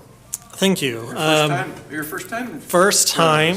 Tomorrow will be my 30 days here with the county. So a lot of this was predating my time with the county. So just introduce yourself for the record, and then we'll go. Tim Glisson, the CDBG Home Program Manager under the Board of Commissioners. So what you have had public input meetings from over the course of months now to gather the data that Wes has put into the plan. This plan will be, assuming it's adopted, will be updated into IDIS, which is HUD system, and then we will have certain requirements we have to fulfill moving forward based upon the home program and the CDBG program. I was able to attend one public input meeting, so I did hear at least housing was certainly number one of a factor concern. From my understanding, disaster relief is another big concern that has obviously with what has happened in the county. So if you have any direct questions, hopefully I'll be able to answer them. If not, I will pass it to Lisa, and she might be able to in terms of the process of what has happened. I saved all my questions for you today. Okay. Just kidding. But annual action plan, we will be discussing that further along the way in the next few months to get the program up and running because we need to get the money out to the community. So. Okay. I don't have any questions. I asked him the other day. I was just joking. Commissioner, I see you got your book open. You might have a question. Yeah, no, I don't think I do. I'm just, because we had a couple of meetings about this and some changes were made. So I just double checking that it looks the way that we thought it was going to look. All right. So far. We so good? Yeah. Whenever you're ready, we'll take a motion then. Okay. Mr. Chair, I move that we approve an order adopting the Community Development Block Grant Consolidated Plan and the Citizen Participation Plan. I second the motion. We have a motion and a second. Any further discussion? Tim, thank you for being here and for your work on this. It's really important that we have your expertise. And Lisa, thank you for all the work you did to get us to this point and continued on. So appreciate it. We have a motion and a second. Any further discussion? Hearing none, all those in favor signify by saying aye. Aye. Aye. Aye. All right. Thank you. We'll see you in another meeting down the road, I'm sure. Okay, under finance, consider approval of a purchase order with professional credit service in the amount of $210,000 to provide collection and garnishment services for the Marion County Justice Court. Jeff, through June 30th, 2022. Morning, Mr. Chair, Commissioners. I'm Jeff White, Chief Financial Officer for Marion County. Before you is a request to approve a purchase order for professional credit services. We have engaged professional credit services through state price agreement. We've been using them as long as I've been here to take care of the collection and garnishment efforts on those accounts that aren't paid, which is primarily through our justice court. We have another smaller PO for like $20,000 for the rest of the county collection services, but they take care of those responsibilities, which are very technical and legal in nature, nothing we want to be doing on our own. Annually, this is about our spend amount. We spend around 180 to 200,000, so the POs for 210. Anticipating if things go up a little bit for this year, but that's about our cost to them each year for what they provide in those services. Okay. Question? Yes, so I appreciate that you've always used them. Is this an RFP process for this contract? No, we use it. We have been using the cooperative language of the state of Oregon for this. Okay. So, but does this service go out for an RFP and then collection providers can engage in accessing this? The state of Oregon went through that process, and then we're able to jump on what their approved vendors are. We can certainly put an RFP out for the county. We can go through that process if we'd like to. I don't know what the state system looks like, and it feels like there's like a repeating theme that we piggyback on the state. And I'm sure there's a fiscal reason or an efficiency reason for that I'll need to learn about from you later. But I really like to be able to spend our dollars in the local space. And I'm sure they're a really great provider, but it looks like they're not even in Marion County. And so if there's an opportunity to look into the state systems in the future to say, we want to turn these taxpayer dollars back into the community they come from, that would be my preference. Okay. And just to answer your question, through the contracting process, if there are cooperative agreements out there in the world, we look to those sometimes because of the efficiency to not have to go through the process of the other solicitation processes we use, but we can choose not to do that very easily. Okay, thank you. Okay. We had a whole big work session on this a couple of years Remember ago. on Both the- Kevin and on I the had the same cars. thing. Hey, why are we buying cars from Portland? And, Yeah. Oh, good. So Well, we had a here whole. we are again. We had a got whole some- thing. We did get some cars local, remember? Yeah. So. Well, I just know we have a lot of collection agencies in Marion County, and I don't know that they know about those processes, and so. And Jeff, just the risk, if we chose to do this instead of doing piggyback, we put out for request for proposal, the proposals may come back and the one we have to pick is not in Marion County. That's right. Correct? Yes. Possibly. Yeah, right. Okay, so, Okay. take a motion. Yeah, Mr. Chair, I move to approve the purchase order with professional credit service in the amount of $210,000 to provide collection and garnishment services for the Marion County Justice Court through June 30th, 2022. I second the motion. Motion and a second. Any further discussion? Seeing none, hearing none, all those in favor signify by saying aye. Aye. Aye. Aye. All right, thanks, Jeff. Thank you. Okay, our next item, number 4, under Health and Human Services, consider approval of an order appointing Kathleen Schinbly and Kimberly Taylor to the Marion County Intellectual and Development Disabilities Advisory Committee with terms ending June 30th, 2025. Carissa, you're going to kick us off. And we want to thank you first off for sitting and being here and watching the process that we went through, so it's great to have you. Thank you, Commissioners. For the record, I'm Carissa Neufeld. I'm the Human Services Division Director for Marion County Health and Human Services, and I'm really delighted today to be before you to have you consider a couple of new members to our Intellectual and Developmental Disability Advisory Committee.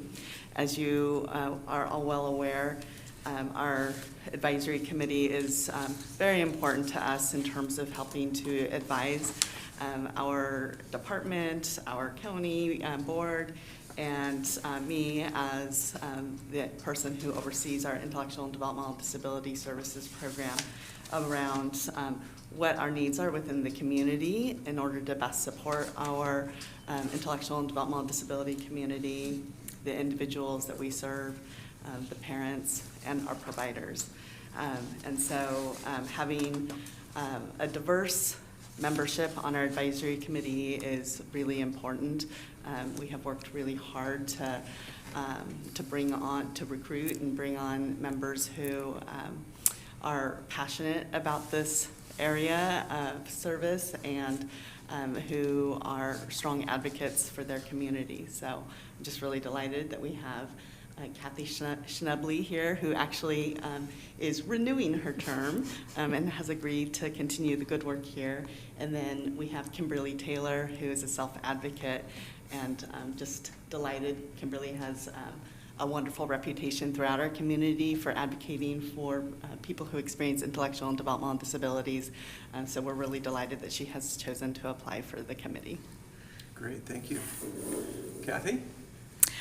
Thank you for being here. Number one, I'd like to say I've known Kimberly for a few years now and worked with her on some projects, so she's going to be a great addition to our advisory committee, if you guys approve too. So this will be, like Chris has said, a renewal for me.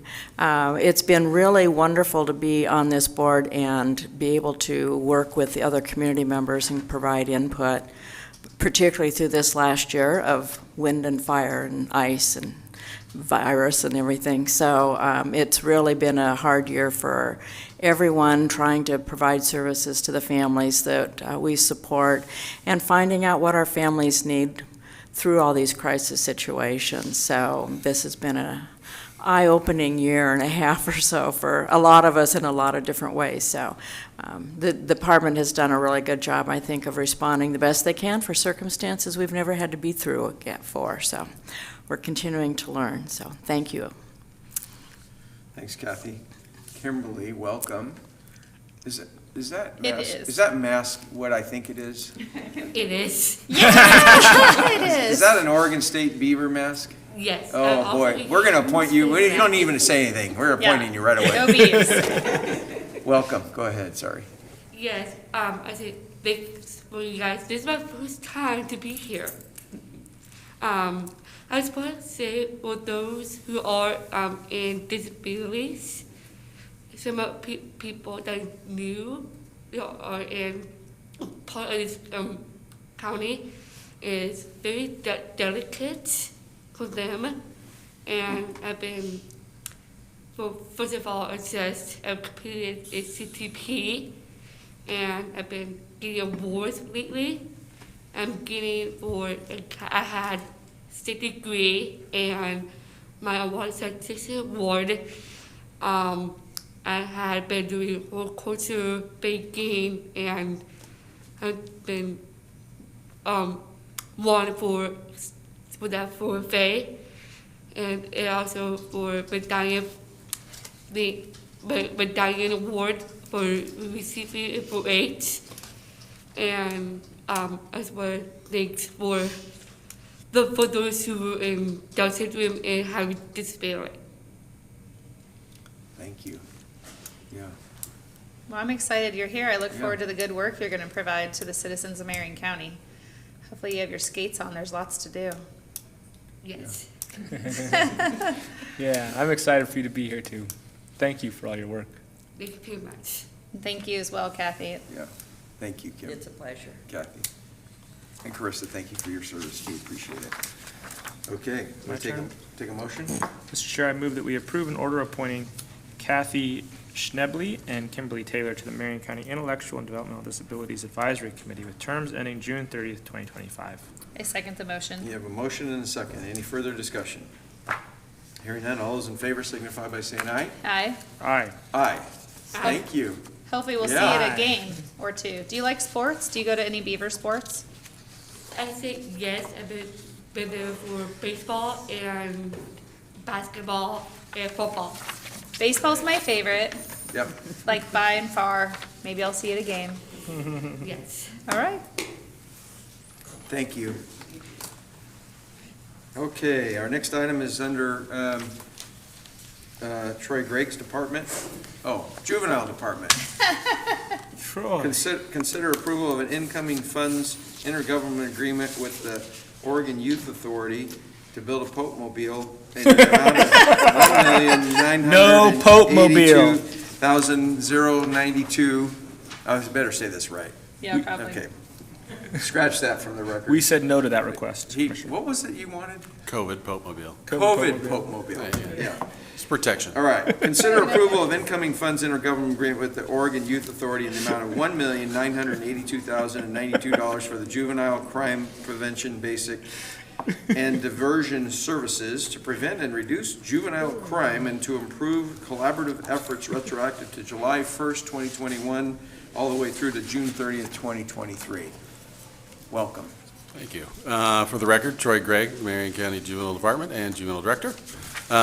Yes, this is the funding resource that we get that pays a good portion of the GAP, the Guaranteed Attendance Program, Shelter Program salaries. This is money that gets passed through from the state through OIA to us every year. There's always a bit of a debate about whether the dollars are going to be available, and so we are never really quite sure. And I think when we put the budget, it was probably a little bit less than this, but we did get fully funded through the legislature in this particular area this year. There are some expectations that they have about doing a little bit more research about the effectiveness overall in counties, but I'm very confident that Marion County, as always, steps up to the plate and knocks this out of the park. And the GAP shelter staff do an amazing job. As you know, maybe we'll peel a little bit aside for some painting and some better food. I was overall. totally gonna You knew ask it was about going to come, right? I did.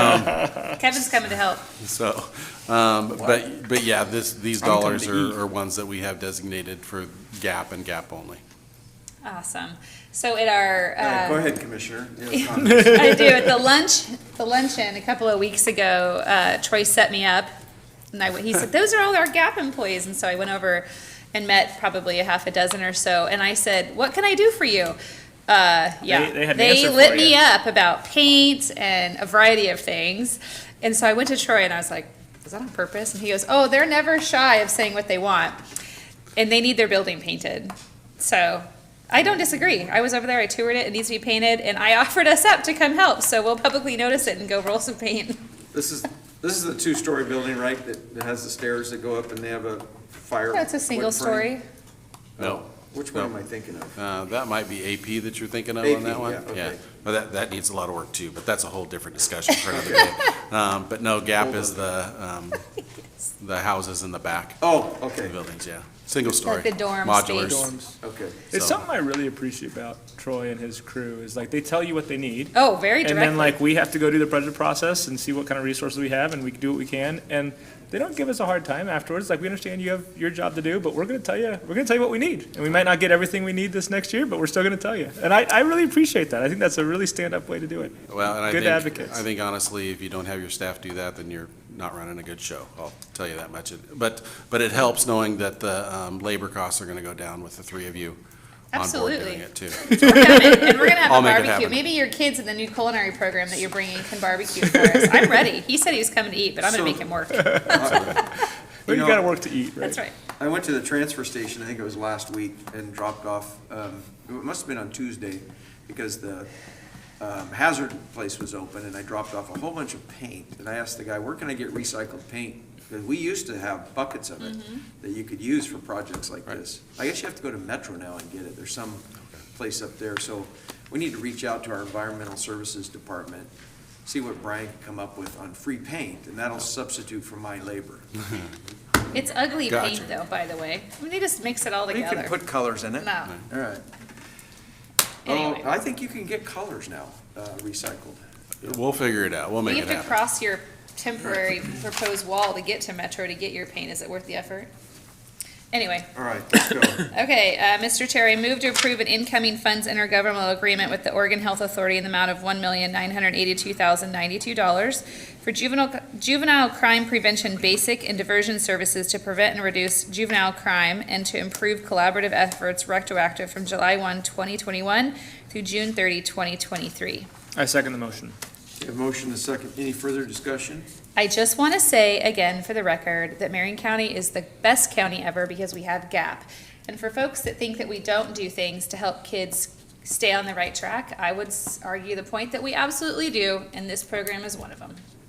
Great program. Troy, you have a comment? Just for clarification, when you're reading it, you accidentally said Oregon Health Authority versus the Oregon Youth Authority. I don't know yeah, if we my need that bad. formally for the record, but That's true, thank just you. let you know. I mean, it's so common. That organization is over and over and over again in our heads, so sorry for this. Understood. My bad. Thank you. Yeah. Okay. I mean, I could ask them for money too if you want. All right, we'll take it. Yep. The motion noted, it's the Oregon Youth Authority. Any further discussion? You seconded it? You did? I think I did. I'll second it again if I Yeah, didn't. Okay, we're second. All those in favor signify by saying aye. Aye. Aye. Aye, okay. Troy, thank you. Thanks for being here during this public process all day. Very nice to Really be good. here. I'll keep in touch on start date for painting. Perfect, don't forget your Okay, mask. all right. All right, I'm going to recess the Board of Commissioners, and I'm going to open a contract review board under Community Services. Consider approval of an order for a special procurement for a direct appointment with Willamette Workforce Partnership to administer the CARES Act Eligibility Businesses Program. Tamara's here, and I think Justin's here. Canberra must be doing something else. That is correct. All right, welcome. Who's going to welcome. kick us off? This is, I'm Justin Ford from the Marion County Finance Department. Tamara Getch, Community Services Director. And Marion County Board of Commissioners requests approval of a special procurement pursuant to Section 20285. The Marion County Board of Commissioners Office received an additional $2,254,090.86 for a grand total of $5,805,315.86 in CARES Act Eligibility Business Relief Grant. Marion County desires to enter into a direct appointment contract for services with Willamette Workforce Partnership to provide administration and management to qualified businesses for the CARES Act Eligibility Business Relief Grant Program in response to the COVID-19 pandemic. For more information, I'll pass that to Tamara. So, good morning, Commissioners. We have this great opportunity to put money into the community for businesses affected by COVID.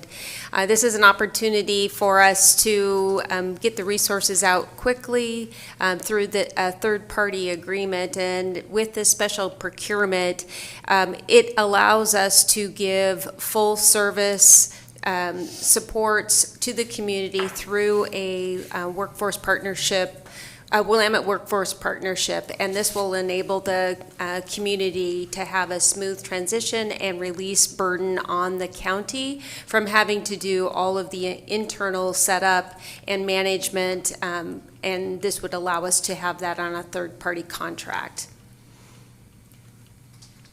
Okay, which they've done for us before. They have. The county has also entered into an agreement previously. However, the county took on the administrative burden of administering the release of the resources and then just contracted out solely for the fiscal management, the cutting of the checks. And this would allow us, through Workforce Partnership, they've agreed to do all of the administrative burden work from beginning to end and would help us to adhere to all the state requirements of reporting and marketing. Okay. Mr. Chair, we contracted with them, and then we contracted with another company, and that did not go well. People got their checks very late, and so now we're going back to this company, Workforce Partnership, and I have more confidence that they'll be able to get this money out in a timely manner. Right. Mr. Chair, Yes. may I just comment Jan. on the legal process of the Yes. special procurement? So, under ORS 279B085, state law allows local governments to enter into special procurements, which are contracts outside the normal competitive process. In order to do this, they have to be able to justify that there is a need for this, what the need is, and that the procurement outside of this competitive process will not encourage favoritism. So attached to your package on is Community Services Justification. And what they say is they need this because of COVID. The contractee that we are working with, Willamette Workforce Partnership, has a special ability to do this. They have ability to do it quickly. And if we went and we did a competitive process, that it would harm local businesses. So that is their justification. And that is why they are here today seeking a special procurement. Thank you. And Jane, is there a protest option? There is a protest option. Right. Yes. So that's clear, yeah. Okay. So we need to approve the special procurement process, and then we'll approve the contract. So we're still under contract review board to approve that, and so Commissioner Willis, if you want to make that motion. Sure. Under item 1, under contract review board. So, Mr. Chair, I move that we approve an order for a special procurement for a direct appointment with Willamette Workforce Partnership to administer the CARES Act eligible businesses program. I second is it a motion? Yeah. The approval? Yeah. Yes. We have a motion and a second to approve the special procurement. Any further discussion?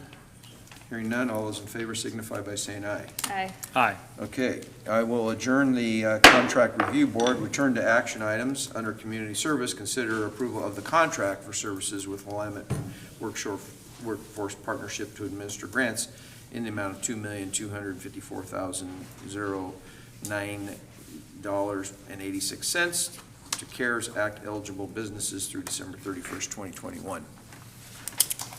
Thank you, Commissioners. Yep. Again, for the record, Tamara Gatch, Community Services Director. Our department has been asked to help in administering these resources and get them out into the community.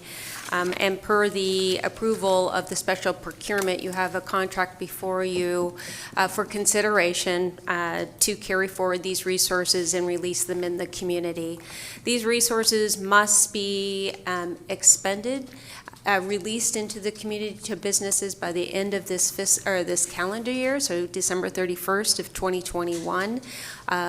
If this contract is approved, Willamette Workforce Partnership will maintain 5% for their administrative charge. For this, there is a 10% allowable for admin charges, and Willamette feels that they can clearly take care of all of the administrative supports through this 5%, which increases the amount that's going to go out into the community.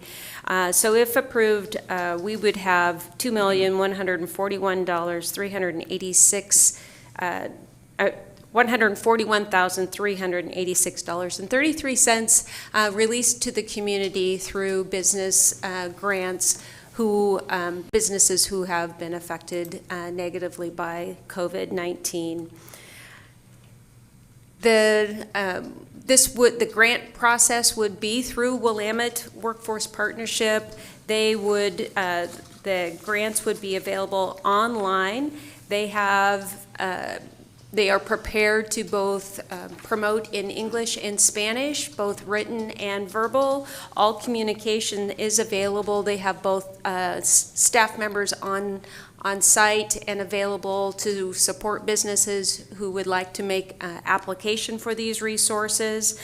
And it would be marketed for the next couple of days so that everybody's on the same information and playing field, so that when the application becomes live on the 17th of this month, that everyone will have an opportunity to compile all needed information and documents needed to make application.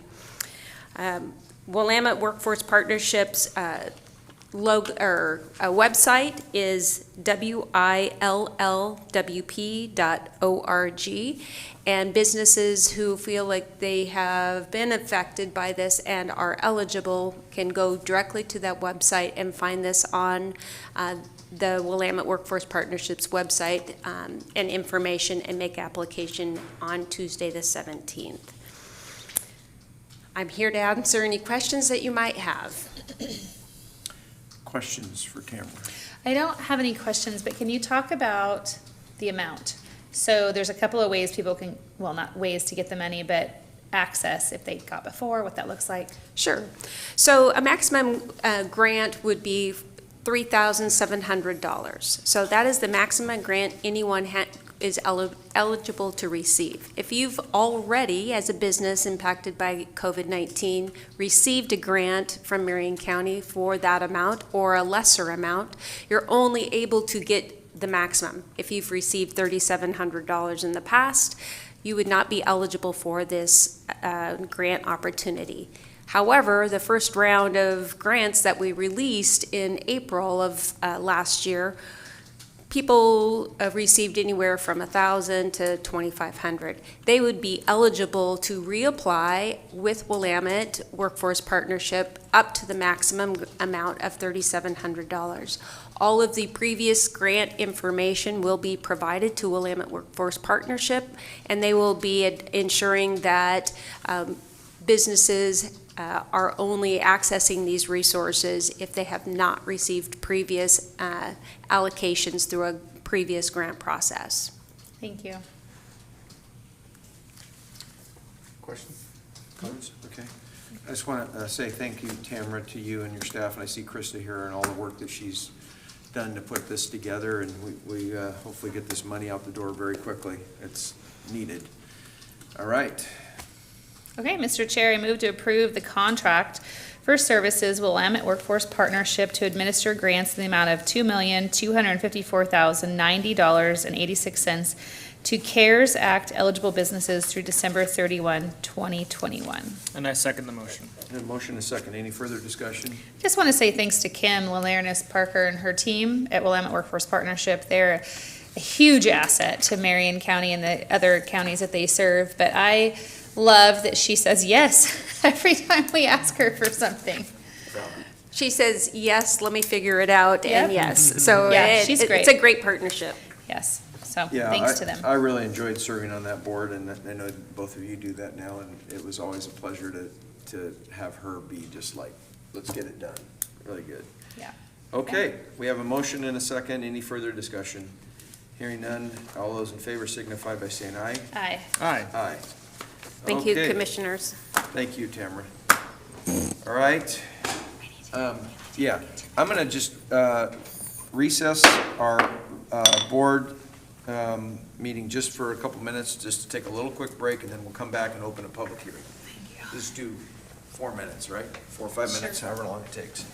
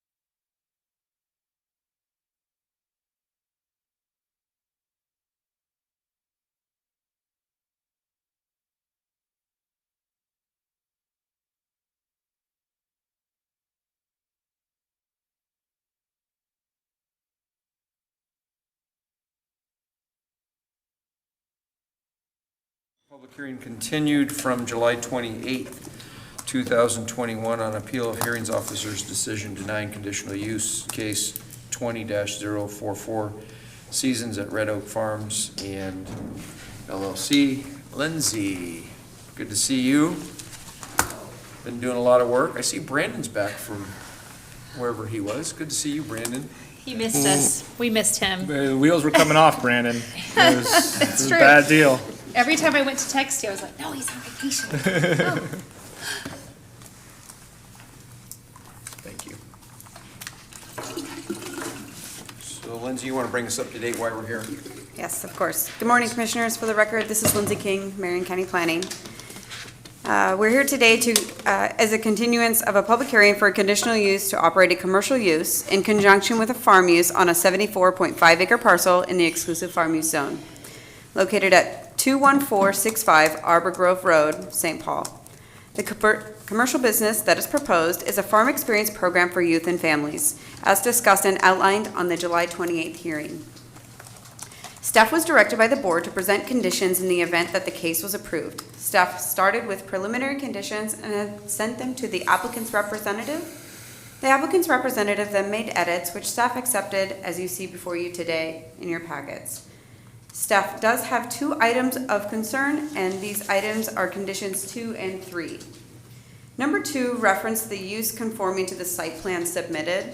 However, the site plan that was submitted is extremely pixelated and difficult to read. The site plan helps to frame the uses on the property and allow for staff now and in the future to interpret those uses. It is being difficult for staff to read. It is so small and even blown up digitally, it does not allow for a clear picture. Staff did request a new site plan from the applicant's representative, but was not given one, instead given the digital copy where we tried to blow it up and it was still extremely pixelated and difficult to read. A new site plan could also assist staff if there are any expansions or discrepancies. I do believe that it is important to have a clear and detailed site plan in a case like this.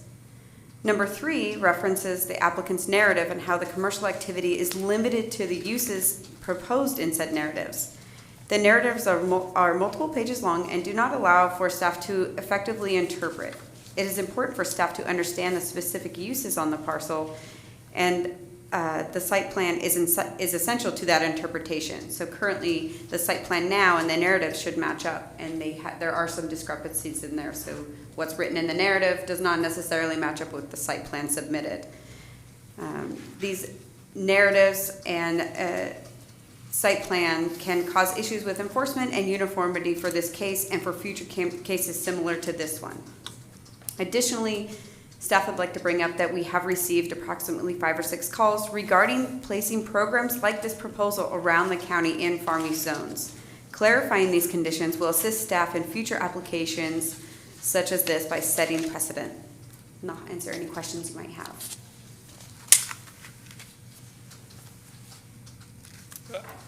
Okay, Commissioner, go ahead. So sorry, I just want to clarify. So the concerns on the conditions are staff concerns, is that right? That's correct, for future interpretation and going further along in the process. And this is in condition number 2 and number 3 are the ones that you're talking about? That's correct. Okay, and so condition 2 says the development shall significantly conform to the site plan submitted with the proposal. And condition 3 says the approved commercial activity is limited to the use proposed in the application, specifically the 5 elements of the farm experience program outlined in the applicant's December 2020 application narrative. So what's the specific concern there? Like, what is that seems pretty specific to me. So when you said like Just to clarify, is that your language that you sent to them, or is that their language that they sent back on those 2 conditions? I think that's important. So on the conditions, that was the applicant's wording. The ones that I had sent were much shorter, 1 or 2 sentences. And the number 2 and 3 are edits that were sent back by the applicant's representative and that staff accepted and presented to the board. Okay. What's the concern, I guess? So, like, what are you worried might happen? So the concern is, as the site plan is now, they have listed, it looks, they have their buildings on the site plan, and they have what appears to be a clover crop, which was discussed previously, and, that's a farm use. Staff has no issues with that. It's certain items within the narratives that are brought up, but are not clearly depicted on the site plan. So the site plan is something that staff uses to interpret and go and use for future development or expansion of the property, as well as enforcement. So if down the road something has significantly changed on the property, we can go back and match the narrative and the site plan together and say, this is what was approved, this is where those locations typically are according to what was approved. However, they're not conforming to that now, or yes, they are conforming to it. This And the also- concern is that these conditions, the universe of things that would be acceptable might be broader, because there might be Extremely broad, yes. some things in the narrative and some things in the site plan. And what language did you want that would narrow it? I guess I'm trying to understand Well, that. if I can just add, so just looking at, I don't know what this is. This is the conditions that were provided, and it looks like back and forth, and it looks like,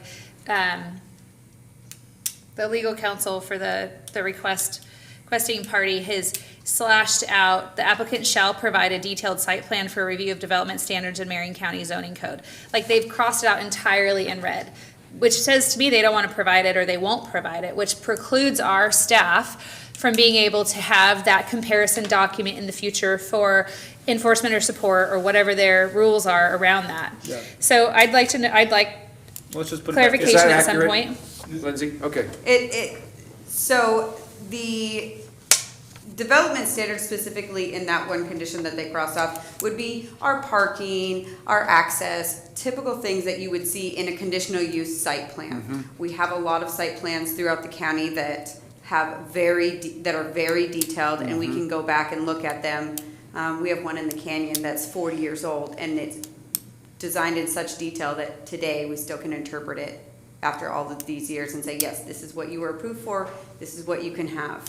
So we are just requesting that a site plan be detailed, showing, what they're listing out in the narrative. It doesn't have to be, bullet pointed out, or it just needs to match so that we can actively interpret it, and for future applications for these other parties that are interested in doing the same thing, that we have something to go off of for the future. So we just have to include that sentence in this condition.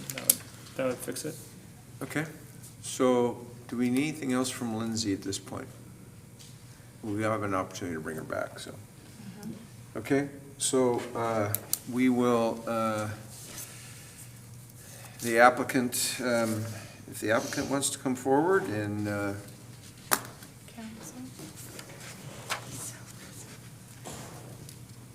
Good morning, Commissioners. For the record, my name is Michael Gilardi. I'm the applicant's legal counsel. My address is P.O. Box 8529 in Coburg, Oregon 97408. I want to respond to this issue with the site plan. So the way that the land use process works is you submit your application. The county then has 30 days to tell you whether the application is complete or not, or whether they need more details. The county never told us that the site plan was inadequate. If they had an issue with the site plan, they could have told us in December last year, or at any point before this. Now, Commissioner Bethel, to your question, I struck the one sentence, but if you read condition 2, it says the development shall significantly conform to the site plan. There is a site plan, and I have asked Ms. King several times, what is it about the site plan that you can't read? What do you need more information on? And she has never given me any specific answer of what information they want that's not on the site plan. The site plan was prepared to the exact specifications that are set forth in the county's guidance. If the county thought the site plan was inadequate, their obligation was to tell us that 8 months ago. The only reason why we don't want to put a new site plan in the record now, because we don't want to be accused of changing the program and having that become a new issue that opponents can raise, either before you or on appeal. Happy to agree to a condition that says we're going to prepare a clearer site plan. There's a condition in here that says, for example, we have to verify the parking spaces. And so we'd be happy to say, when we verify the parking spaces, we will provide a clearer site plan. But to just have an open-ended thing of, well, we want more detail, or that we don't know what that means. We don't know what we have to do to comply with the rules. And a similar thing is in this condition 3. I wrote, what the staff gave me was, just standard conditions that don't address any of the issues that we all debated 2 weeks ago. And they said, come up with something about hours and visitors. And so we did that. We came up with conditions to, for the Jones to propose limits on their own use of their own private property, not knowing whether those were going to be successful or not. We did that, and we added additional conditions that specifically speak to the criteria that are at issue, this customer supplier standard, and what does it mean to be commercial activity. Now, this condition, I'm looking at a red line here, so my numbering might be off, but what it says is you're limited to the specific elements of the program that are set forth in the narrative. Ms. King specifically asked me about this. She said, what are you referring to here? And I said, I'm referring to the 5 bullet points that are on the application narrative from this date.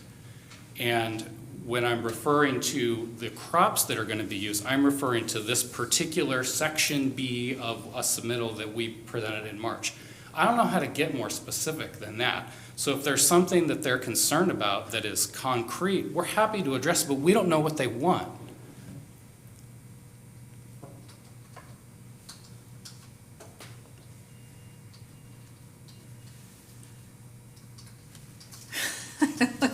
Brandon? Yeah. Lindsay?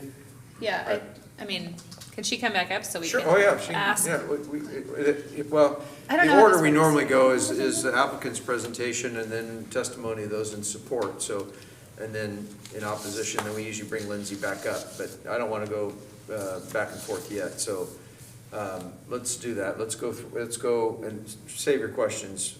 So let's go, for those that are in support, I have 2 other people that are signed up in support. Michael, thank you. Heidi Jones and Jeff Jones. Yes, so we're the owners.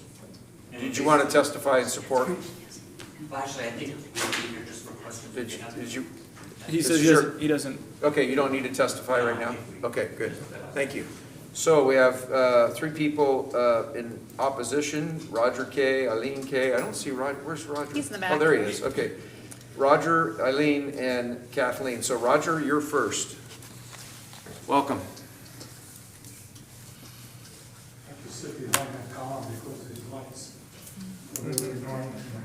They're just annoying. Agreed. What are? The lights. Oh, hey. Oh. Bill's here.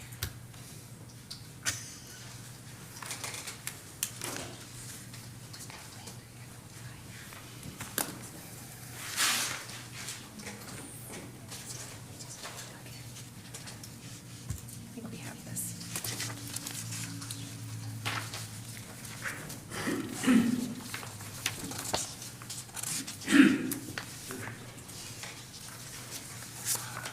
Good morning, Commissioners. My name, for the record, is Roger Kay, President of the nonprofit organization Friends of Marion County, whose mission is to protect farmland in Marion County. I'm going to read my testimony briefly. It won't take long. We do have a copy of it, so you can summarize it if you'd like. Yeah. Thanks for the opportunity to comment on this proposal. We submitted testimony on July 28th and 30th requesting denial of the application. In our early comments, we emphasized the proposed application as a hodgepodge of uses, whether it's a use which can be described as a theme park or a rural private school or outdoor vocational school, which do not qualify for this permit. Today, we offer comments regarding proposed conditions of approval. On Monday, August 9th, we submitted a letter to the Planning Division outlining our objections. Firstly, the county must provide an actual draft order setting forth the facts, reasons, and conclusions to explain how this proposed use meets the legal criteria for such a conditional commercial use. Without an opportunity to review and comment on a draft order, it is not possible for anyone to know the county's reasoning to approve this application, especially since the staff and a hearings officer have already denied it. Without an order to review it, it is also not possible to assess whether the proposed conditions are adequate to assure compliance with required ORS and county code provisions. The county's proposed conditions alone cannot substitute for this requirement. The conditions are proposed to satisfy certain approval standards, but they do not explain how these specific conditions actually do so. Rather, this appears to be an attempt to provide an avenue for the Board of Commissioners to approve a use that is not justified in ORS 215, 283, 2A, and Marion County Code 17136.060D. Conditions do not equate to findings and conclusions that demonstrate consistency with applicable law. The commercial activity must be incidental and secondary to the farm use of the property. Instead, here the applicant is proposing a use which is the primary use and source of revenue to sustain the program by charging admission fees. Admission fees, not the farming of crops, are designed to be the primary use and source of revenue on the property. We request that a proposed order and the proposed conditions be made available for public review and comment before they are adopted by the board. This will provide a full and complete description of the board's reasoning and why it disagrees with its staff and hearings officer.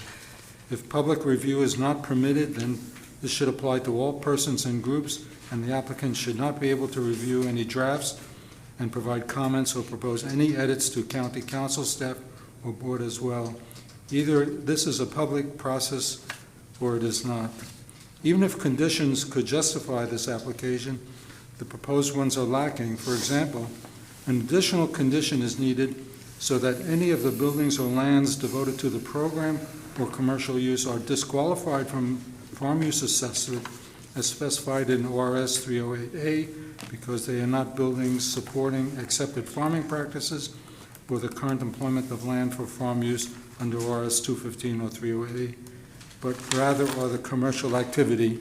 Only lands and buildings devoted to farm use and supporting accepted farming practices can be considered the current employment of land for farm use. The county must also deny this application so the applicant failed to provide evidence that the commercial activity is a customer or supplier of farm uses, and because the proposed farm use being for the primary purpose of making a profit and money through certain activities does not include what the applicant proposes. We agree with the hearings officer's decision that the proposal does not comply with Marion County Code 17136.060 D1 and D4 and also ORS 215, 283, 2A, and we urge the board to deny the application. Thank you. Thanks, Roger. Eileen?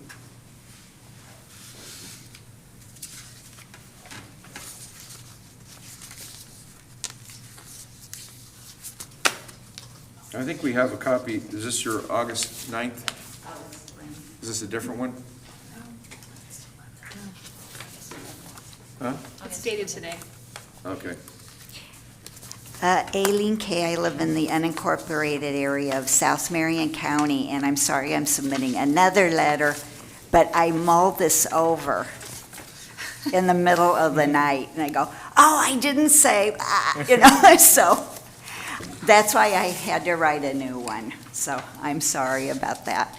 The bottom line is, it's a neat idea.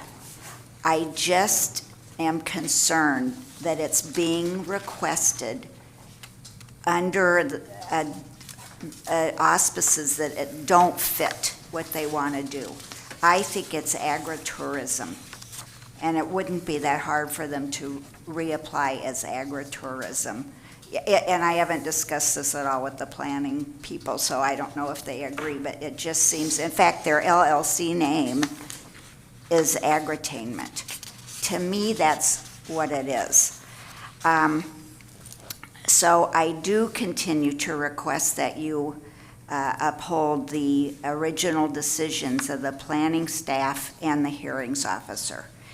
Nothing really has come to light to justify your allowing the permit request to move forward In fact, the July 27th letter from DLCD and ODA outlines why the Board of Commissioners should uphold the decisions of the planning staff and the hearings officer.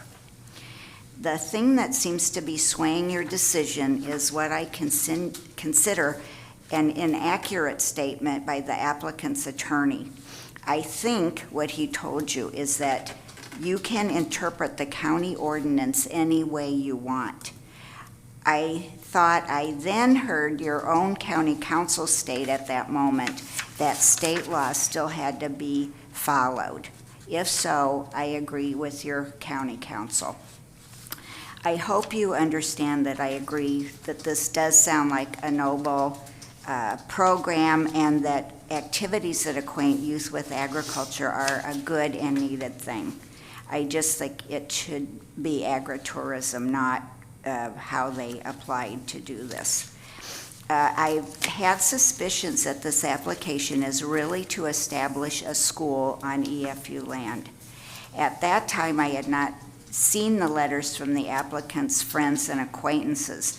Now that I have seen those, especially the letter from Veritas School, I'm even more convinced that the activity that will be taking place is a school. The building that the applicant built looks like a schoolhouse with space and tables and chairs for 44 students. The number of sessions per week sound like a class schedule. The admission fee to me could turn into tuition. And since 2001 and 2011, schools, indoor or outdoor, are no longer allowed on EFU. So my concern is if you allow this unclear application to be approved, it will set a dangerous precedent.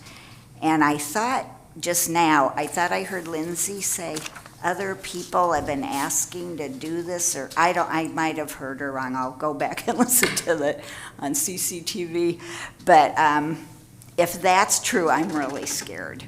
So that's why I want this to be done through the appropriate state statute and ordinance. If not, it could tie up the county in preventable and needless litigation. Marion County tax dollars would be unnecessarily squandered if legal appeals have to be made. And then I just go on to talk about that it should be agritourism. So I do oppose approval of this strange application. However, if you do decide to proceed with approving it, I would hope you would add to the conditions. One, that the county will conduct an on-site, I always like those unannounced, but I don't know if you guys do, but visit to determine what is really being done under this permit. For example, did the admission fee turn into tuition? Is a certificate being given to graduates? Is another school sending their classroom over to this location for classes on a regular scheduled basis? In other words, is this really a school? Two, if the applicant's plan of charging admission does not end up penciling out and the applicant determines his plan didn't work, then the county should not allow the building they have already built to be used for some other use that doesn't qualify as allowed. If not allowed outright, a new conditional use permit must be submitted. Thank you for your time and patience. Thank you. Thank you. Kathleen?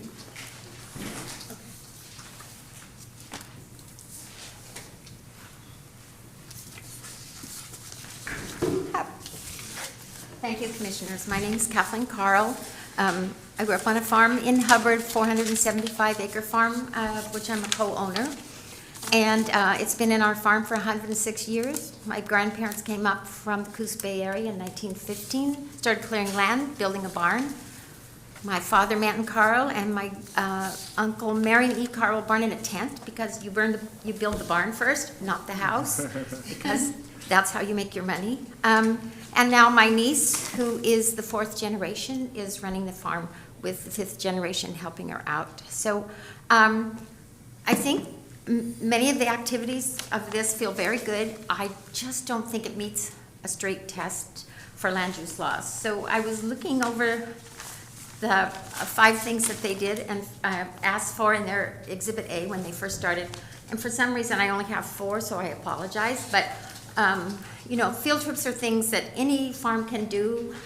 We used to have 6th graders come out and identify trees in our woods by the bark and the leaves. We used to have 4th graders come out during lambing season to feed the little lambs. We had preschoolers that just came out to see the horses, you know, the dogs, the tractors, of course. And in the summer, we used to have migrant summer school kids come out and we would make a float for the Mexican fiesta in Woodburn. So you pick activities. We know this is happening all over. If you have a farm stand permit, you can have, you can sell everything on your farm. Holiday theme things, we all know Bauman Farms and we know Easy Orchards, who started with a farm stand permit, and retail sale of farm crops. You can do that also with the farm stand. I feel to make this a commercial activity is letting the tail wag the dog. That all these things that they're proposing can be done with a farm stand one. And the reason I like the farm stand is because years ago when they started making the rules, some people say sideboards, I don't know how that became rules, but anyway, that DLCD went out and talked to the Zelinskis at Easy Orchards and said, you know, what's going to work for you, what's going to not, what are we going to have problems with you? So there are rules for that we can follow, that the courts will say, yes, these are okay under the land use laws. We don't have as many for commercial. I don't think this should be a commercial activity. And if I heard Lindsay right, and she'd have to say, she said getting calls about this being a precedent.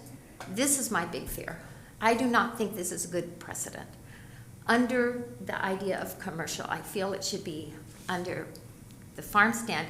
If you look at somebody like Bauman Farms or Easy Orchards or people that have other kids come out and do, like we used to have them identifying the trees in the woods, these things can be done.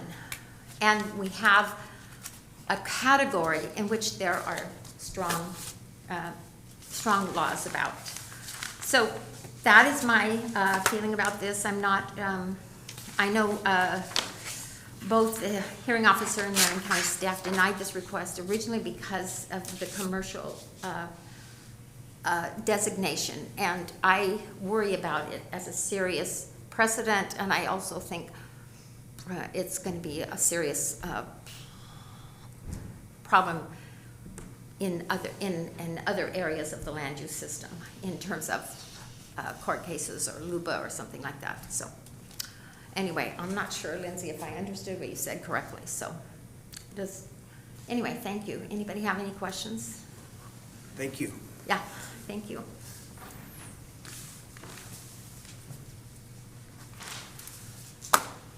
Okay. Yeah, you ready for Lindsay? Yeah. I'd like both Brandon and Lindsay to come. Yeah. If I spoke at some point as well, just to address some of that. You could do that right now if you would like, before we bring Lindsay and Brandon back up. Over here, please. Yes. Thank you, Mr. Jones.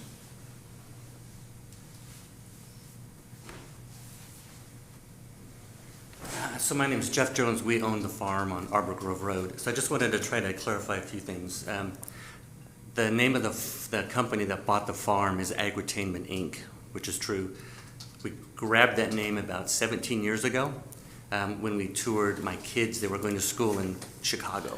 And don't worry, the name of the LLC has nothing to do with this issue. So. Perfect, okay. It's just a name. We kept it and we used it when we bought the farm, right? As far as the school goes, I recognize that some people are really concerned about that. I have no intention of ever having a school. I don't want a school. It's not on the radar. I have no desire to be that busy in my retirement, right? And the building, which is a nice building, but it's got a cement floor and it has drains in the floor, so if you bring in an animal or plant or something, you just hose it off. It's not a school, right? It's not a school building. It's just something we thought would be really beneficial. We talked to lots of people before we did this, FFA, 4-H, the Farm Bureau, met with the farmers and people, and everybody was so excited about it. And I think people are equating this to something bigger, right? Tuition, there's no tuition, right? And we will have probably even less. I mean, I want to commit to less, but it's just not going to be a big, huge thing, right? But I get that people get nervous about that. I understand. But trust me, it was not going to be a school, right? It's just going to be something that would bring some kids in. It's more like a field trip, if you will, where kids will come in for a field trip. And I recognize that there are farms, we have visited them with the school we were attached to, that don't get permits for this, right? They just bring kids in, they tour, they let them go. I get that. We thought when we started this, let's just do this the right way. Let's start at the beginning, let's get permits for this, make sure all the buildings are permitted, the roads permitted, make sure the usage is permitted. We wanted to do this the right way, we really did. And it's been difficult, as you know. It seems like it gets bigger in people's minds than this is really supposed to be. As far as the business plan goes, world's worst business plan. We will never, ever get our money back. Not even close, right? But we're okay with that. We knew that going in, right? We have the resources to do this without having to make money off of the property. So any questions? I mean, I know people are legitimately concerned. I'm not doubting what they say. I just wanted to sort of let you know that I think it's just gotten overblown in their minds as to what's actually going to happen. And they have no reason to trust me. They don't know me, but I'm telling you, this is who we are, right? This is not going to be this big, huge thing. Never going to happen. Any questions for Mr. Jones? Yeah, I do. I have a couple. You're going to be charging fees for these groups to come, right? Yes. So why doesn't this fit in agritourism for you? I can't explain. I mean, I think that Michael could probably explain why we didn't go that route. We're not charging everybody, right? So when we deal with people from the inner city, people with disabilities, those people will come in under firmly planted or nonprofit, and they'll be. Yeah, but I don't know if that matters. So I'd like to know why you didn't go with agritourism. Let me speak to this. So this is in the record. This was specifically Well, that's fine, but I'm addressed to asking the hearing. today. Okay. Mr. Chair, So did you call him up? No, Okay. but would you like Michael Yeah, to I come want up? a clear explanation Okay. on it. Sure. So Michael, go So ahead. agritourism is another category of use that's allowed in the EFU zone. It allows only a handful of events a year.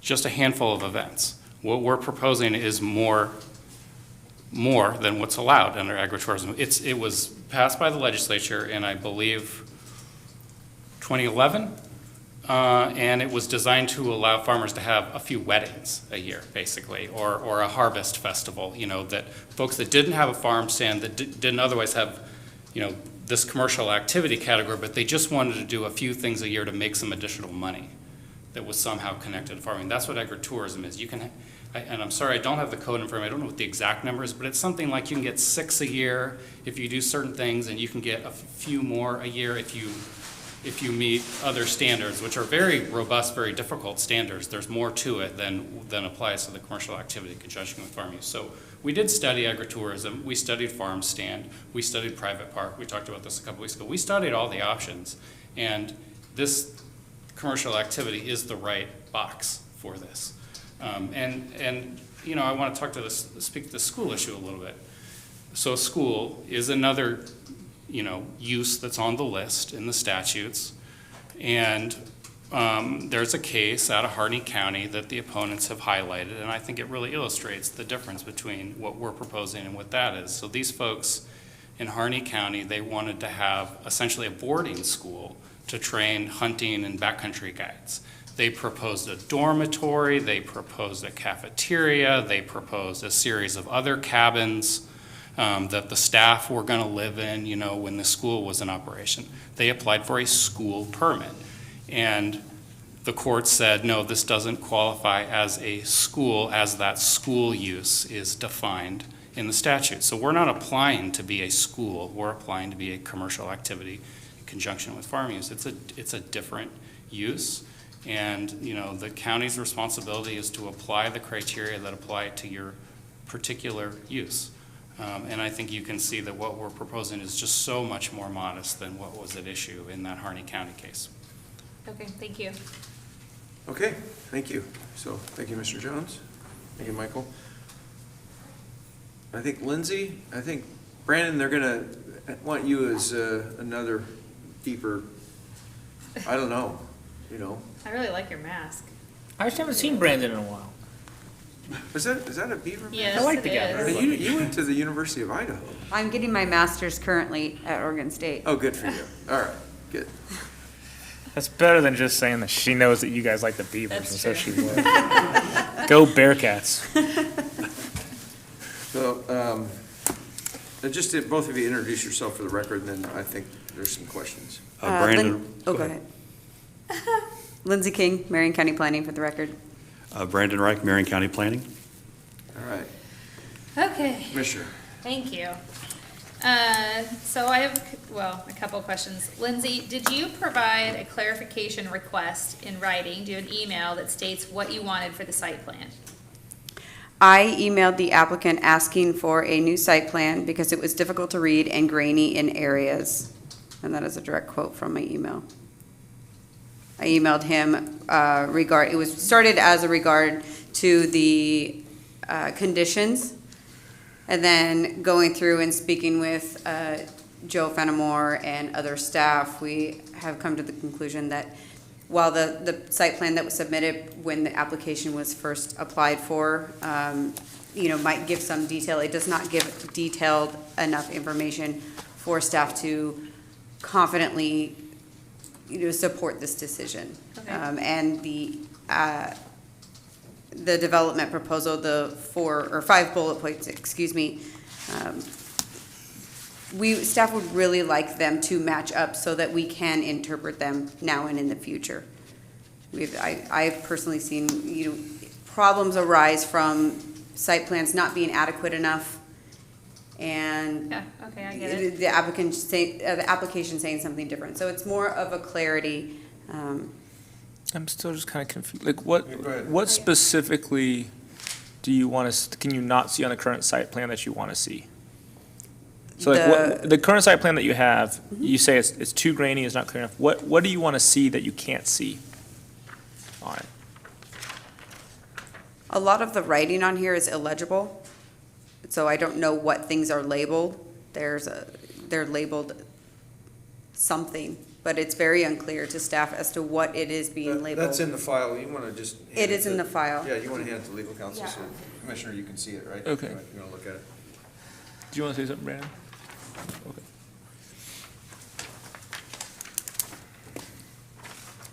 Is it just the writing that you want to see, or is there? So it's that, and in the conditions, we put in there that to ensure that the commercial activity is incidental to and secondary to farm use on the property, it's number 4, the operations of the approved commercial activity is contingent and continued farm use on the property. So at what point does the operation become primary or secondary? So with a detailed site plan, we can see the areas that they're using for this commercial use in conjunction with farm. And see, if it expands outside of that, at what point, then we can say, okay, this has now become the primary and not incidental to farm, which is stated in the conditions that the applicant's representative wrote. Okay, but I just want to, so Lindsay, I'm looking at this right now, and I think from my perspective, I can see certain things pretty clearly, like clover production, native trees, and it looks like all the development is on this piece of property, right? Like, that's pretty clear from this site plan, right? So, yes. So if they were to build beyond where all the buildings are into the clover or the native trees, like that, you can tell from that, right? That's what I'm trying to figure out, like, because that's, you don't need a new site plan. I can tell because I know so the other thing is, a lot of our documents get scanned and copied and scanned again and copied again. So after a certain period of time, it becomes illegible. We have a lot of site plans that are illegible to staff. And it's not uncommon for us to ask for a new site plan regarding commercial uses or conditional uses. Staff can look at the preliminary site plan that's submitted, and we ask for new site plans all the time. It's not uncommon, especially with building permits or, replacements and things like that. I don't think anybody's questioning like your processes. I think Right. where well, for myself, I think what I'm hearing them say is that there's a lack of clarity from you, for whatever your reasons are, to them to make you happy. Right. And I agree. We want to be extremely clear on what you want, because in 30 years, when you retire and whoever's lucky enough to take over this huge job that you have, we want them to follow transparently and uniformly in your footsteps. Okay. So you absolutely have to lay out 100% of what you want to make sure that you can enforce what we're agreeing to. Because frankly, we're considering changing something that folks are uncomfortable with and or frankly don't like, period. And I'm not gonna say yes if our team doesn't feel like they can put a box around that and hug it really good to make sure we're protecting our very valuable farmland and being very respectful of your neighbors. So, I think it does come down to you in this case to be very clear as to what you want. And I support you in what you want, bottom line, because you're the one that has to go do that and make sure that they're complying with whatever comes out.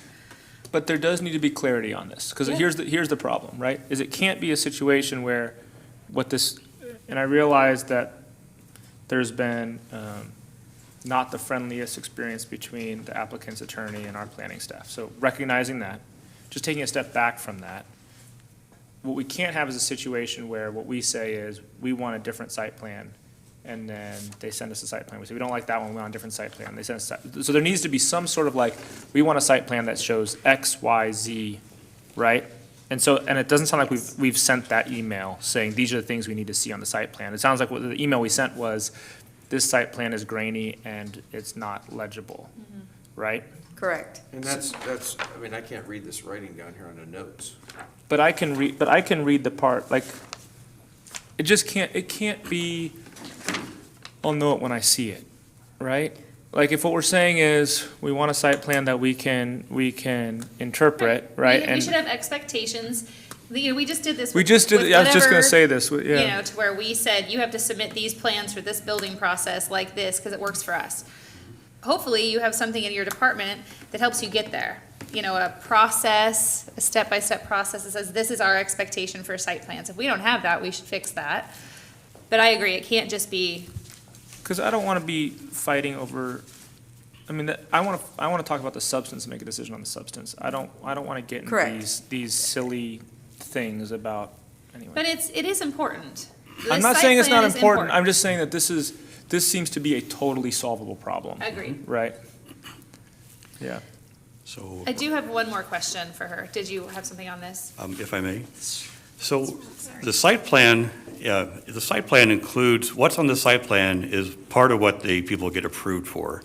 So in the portion of the site plan where it talks about this is what we're doing, if it's not clear, if it's open interpretation, then people come in, other people come in, ask what can be done. We can't give them a straight answer because it's not legible. So what's on the site plan is critical.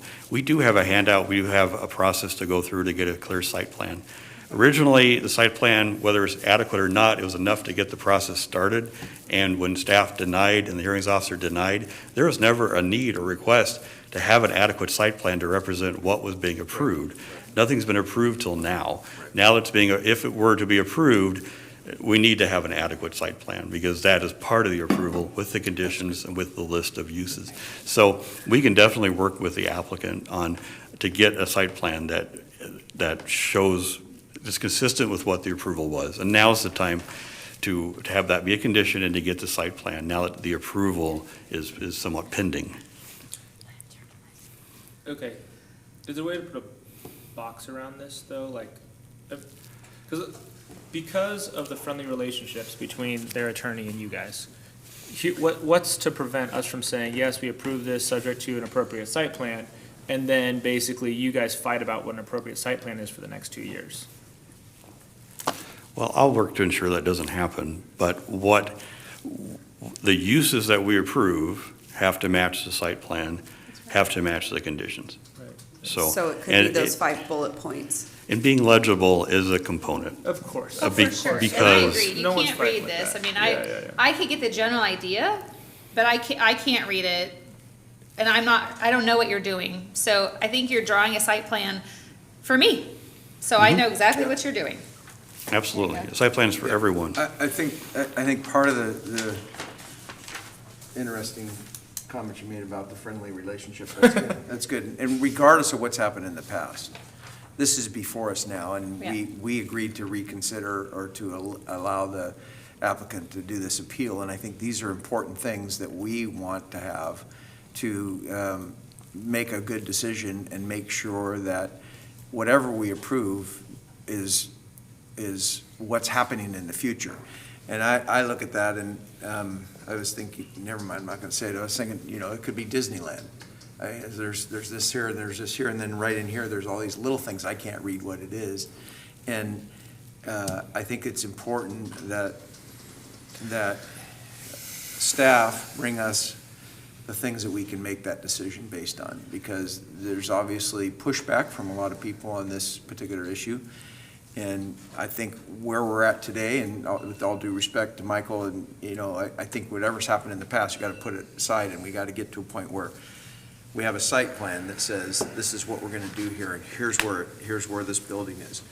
The difference is Mr. Jones and Michael probably have seen this property, maybe even Lindsay's seen it. We haven't, and we're not going out there, right? We can't, because this is what the record shows, and this is what we got to make a decision on. So we need a better record.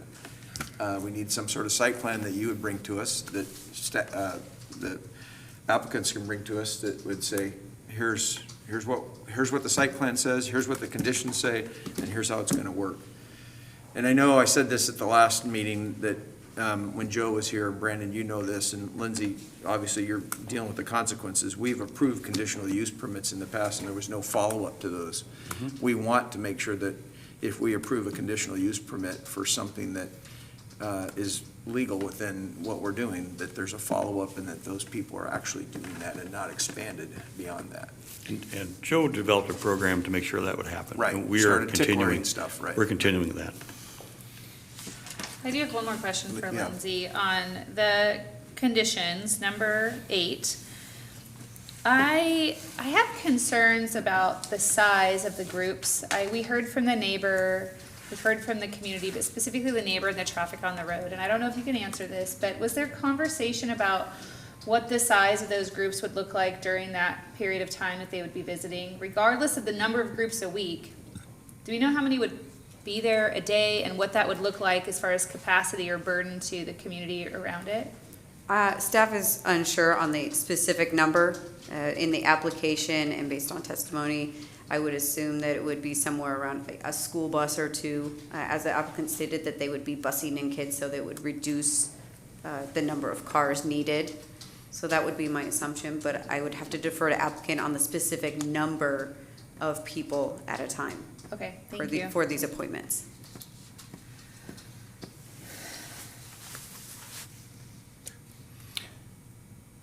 And I would like to, I can't read, I don't understand the legal form over there where things have been scratched. I'd like to see what 2 and 3 were our proposals, what your proposals were to the applicant before they were changed. I know Jane has a copy of the red line version over there, but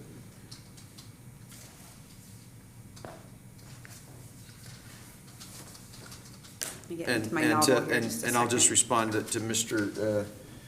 Kay's comment about, this is not a public process. This is what we're doing right here. This is the public process. So we are here and we are listening and we are seeking input. So, is there language in here that you recommend, Lindsay or Brandon, that addresses your concerns with these conditions? I don't think you have to push the button. I think it's just on. Oh, you had it off. Sorry. I've been coughing. My allergies are bothering me. Oh. I think it's a good idea to have a site plan that demonstrates meeting the standards for development in that area, like parking and such, as well as the uses that get approved. I understand there's a narrative of the uses that would be approved on the property, and it may be lengthy, like 6 pages. And I think when you're trying to implement this use, it's useful just to have a list of uses. And even if it's a longer list, kind of a bulleted list, I think there's help in there. If you have a large narrative to go through, then every question you get about, is this use allowed, or a neighbor wants to know if this is allowed, you basically are re-examining the whole proposal by going through that 6-page document to evaluate that. And that isn't really the intent of the land use process. It's to be clearer than that and to be able to provide a list of uses to a neighbor who has concerns and say, this is what got approved. And they can kind of see that within reason, there's similar understanding on what's on that list.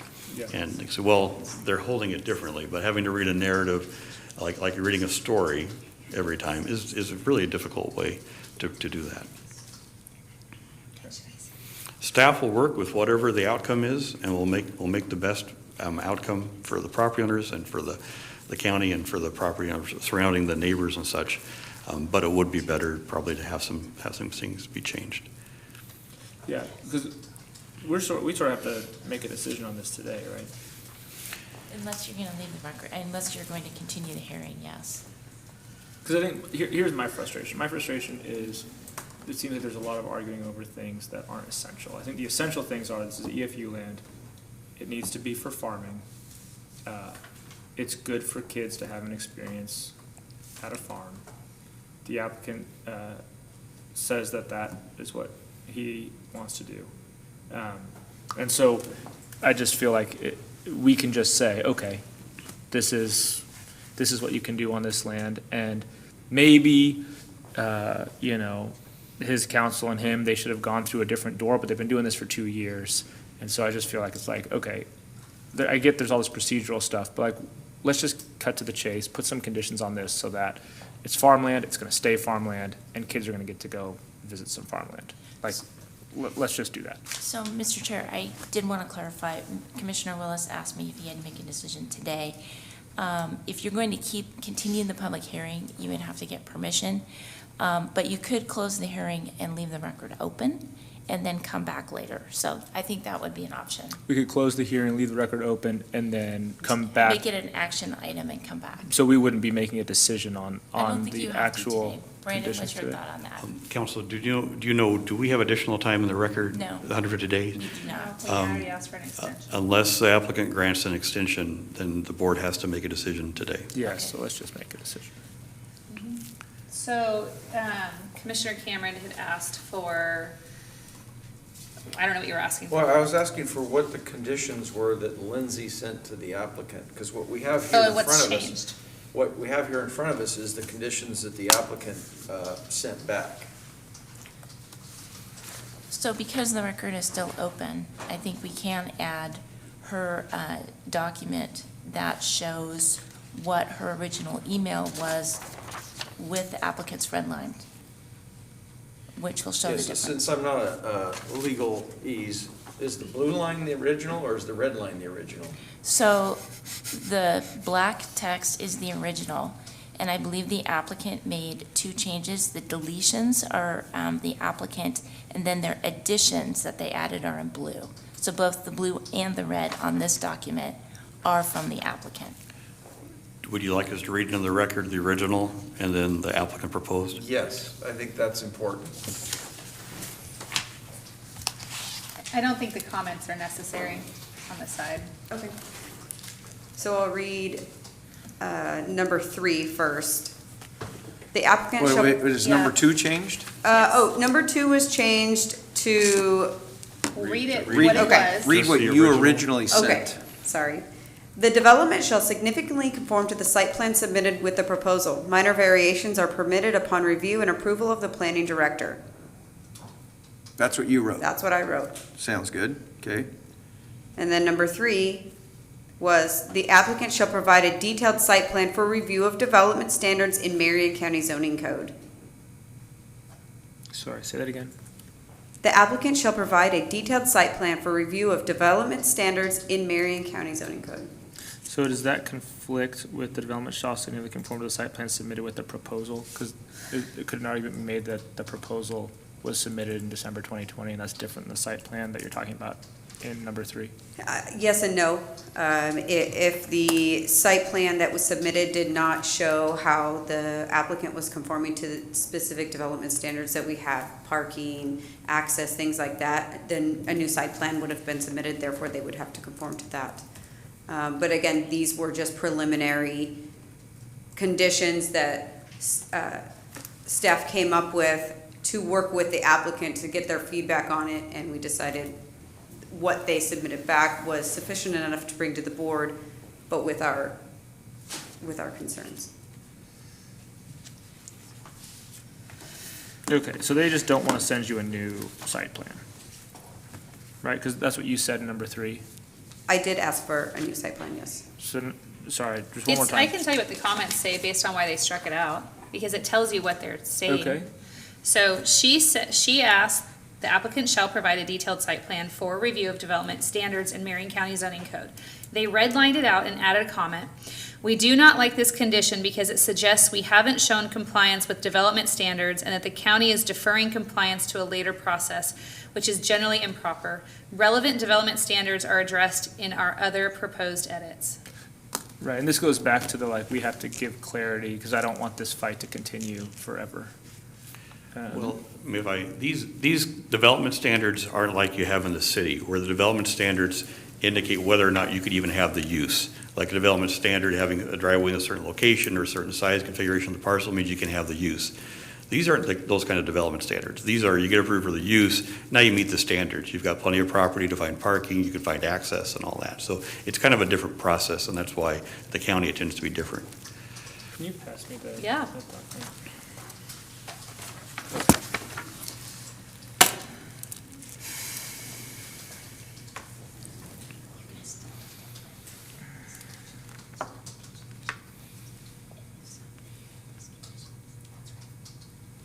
Is there some specificity we can put on the detailed site plan? So we just said, the applicant shall provide a detailed site plan for review of development standards in Marion County zoning code. Can we say a detailed site plan? We could say demonstrating parking and setback standards and the uses approved by the decision, or the approved uses. Okay. Parking and setback standards and the approved uses. Okay.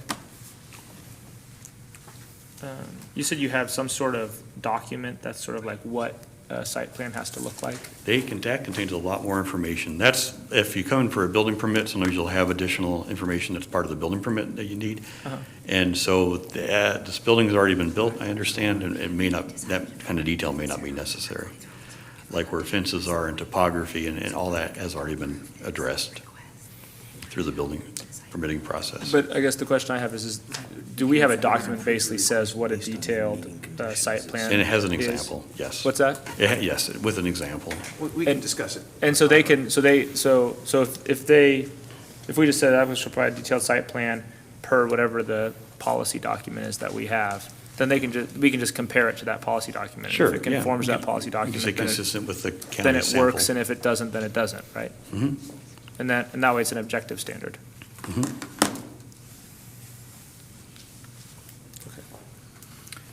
So, you're good with your questions? So let's just make sure we're on the right process here. Commissioner, you started to ask me something, and I said, let's say it into the record. So, go ahead. Yeah, well, we haven't even stated or had a discussion as to whether or not we want to approve this request. And we're going through a lot of details and a lot of back and forth, and we know that there was issues with parties for years, and none of that really at this point is relevant. We have to decide if this request is something we're gonna support, and if so, then we need to get into it, I think, on, whether or not the conditions that are laid out, we can live with. So, I'm super new to this, and I'm happy to have this dialogue and really dig down. We have to make a decision on the, officially first. So, Mr. Chair, Yes. Is your mic on? Yeah, your mic's on. Okay. Thank you. I think what we want to do is frame the issue. At the earlier portion of this hearing 2 weeks ago, I think the board determined that the question at issue here was whether the criteria for whether this commercial activity was primarily a customer or supplier of farm uses had been met. And so I think the question for our planners today is, do the conditions as outlined presented to the board meet this criteria, help this application meet this criteria? No, they do not. The conditions have helped, from what I've observed, have helped clarify the actual activity going to take place on the property, where it's going to take place, how many people are going to show up, maybe the hours of operation can all be clarified through that. And that helps to understand what use is taking place. But that fundamental use, the connection of that use to being a provider or supplier of farm use sounds like the core of the connection that has to be made. So when planners see something like a fertilizer plant, which is not farming, but it provides a use for farming, or they see a tractor sales, that's clearly commercial activity in conjunction with farm use because they're a supplier of needed farm. If people are taking crops and they're processing those crops into something else, and they're a supplier, they're a use of the farming operation. It's incumbent on the applicant to demonstrate how this use is primarily a customer or supplier of farm use to meet the county criteria. Yeah, I thought we But we determined in just- the we last decided that hearing, last hearing. because Okay. 70% of the property was clover or whatever they're growing out there as far as, whatever the crop is. 70% of the land, was the number I have in my brain, was farm use. Right? Right. Yes? It's okay, no, please. So, yes, we did. My question is, if we went back to the conditions that Lindsay proposed, or that staff proposed before they were changed, Brandon, does that change you weren't here for the last hearing, but does that change your opinion?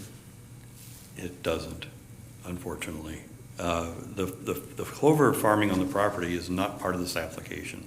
They're not requesting a conditional use to farm clover.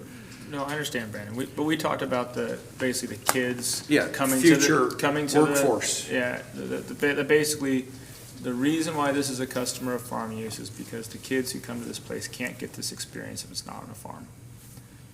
Right, so the kids getting this experience are customers of the farm use. Absolutely, if that's a finding, that would be the finding. That's what we found last So time. We that- asked to go back and have conditions put together, right? Yes. Yeah, Yes? and the board can make that determination, absolutely from the code, so. But we're not, okay, and I'm okay because we made that determination last, but what Yes. I'm not pleased with is approving this based on the conditions that that staff is not getting what they need to make sure that they can monitor this. So the site plan and, Lindsay's detailed site plan, the ask of that, the 2 and 3 that got changed, I need staff support to make sure that I can move forward with this. I just want what he said, for development standards, parking setback, whatever it was, because I am worried about approving the staff thing and then it just turning into a big fight about, that doesn't seem specific enough to me, right? I understand they have to do a site plan, I'm totally comfortable with that, but it needs to be specific about what, I feel like number 7, applicant must submit proof that applicant has provided at least 9 parking spaces. So she talked about parking spaces. All of these conditions have to be agreed, or have to be provided, correct? Lindsay? Correct. Yeah. So what are you looking at, Commissioner Willis, that you want to be more specific of those 9? What I'm concerned about is there not being specificity about what the applicant needs to comply with to meet development standards in Marion County zoning. So that's what I'm concerned about. I'm concerned that basically they submit a more specific site plan and there's not an objective standard by which they can say we met these or we didn't meet these. Okay. So to mention one thing about the conditions don't ensure that the findings are met. The board has made the findings that this is an experience for children to be able to be on a farm and be exposed and have that background they wouldn't get otherwise. The conditions ensure that that use that's being approved is the only use that will be approved, and the conditions would do that. And the conditions ensure that the standards in the zone that help prevent incompatibility with surrounding uses are met, like setbacks and parking. So the conditions do that. The conditions are separate from the findings, but the conditions make sure that the use that's been approved will be the only one that can happen, and that the standards are met. So the conditions do satisfy that. As As stated on As stated our on- list. as stated on the list, or if they are modified to be a detailed site plan demonstrating parking and setback standards and approved uses. Okay, that's good. We're getting there. I'm comfortable with that. Me too. Right. Okay, what else? And is it, well, I just want to clarify, because what the applicant wrote was specifically, the approved commercial activity is limited to the use proposed in the application, specifically the 5 elements of the farm experience program outlined in the applicant's December 2020 application narrative. Is that the same as approved uses? That would be my ideal, that list of 5 would be the ones. Okay, Yes. so could we include that language? We could include a condition that this application's approved for these uses and list the 5 out. Okay, Yes. I think that's important. that's important, yeah.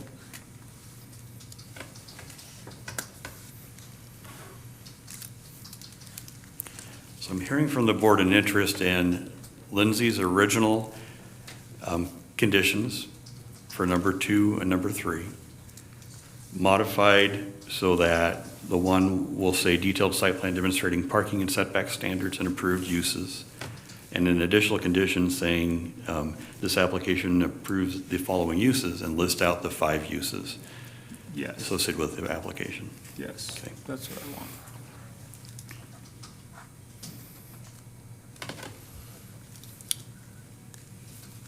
Is that clear now, It is for, Lindsay? it is Yes. for us. Okay. Okay. I'm going to bring Michael back up, just to make sure he's good with what we just talked about.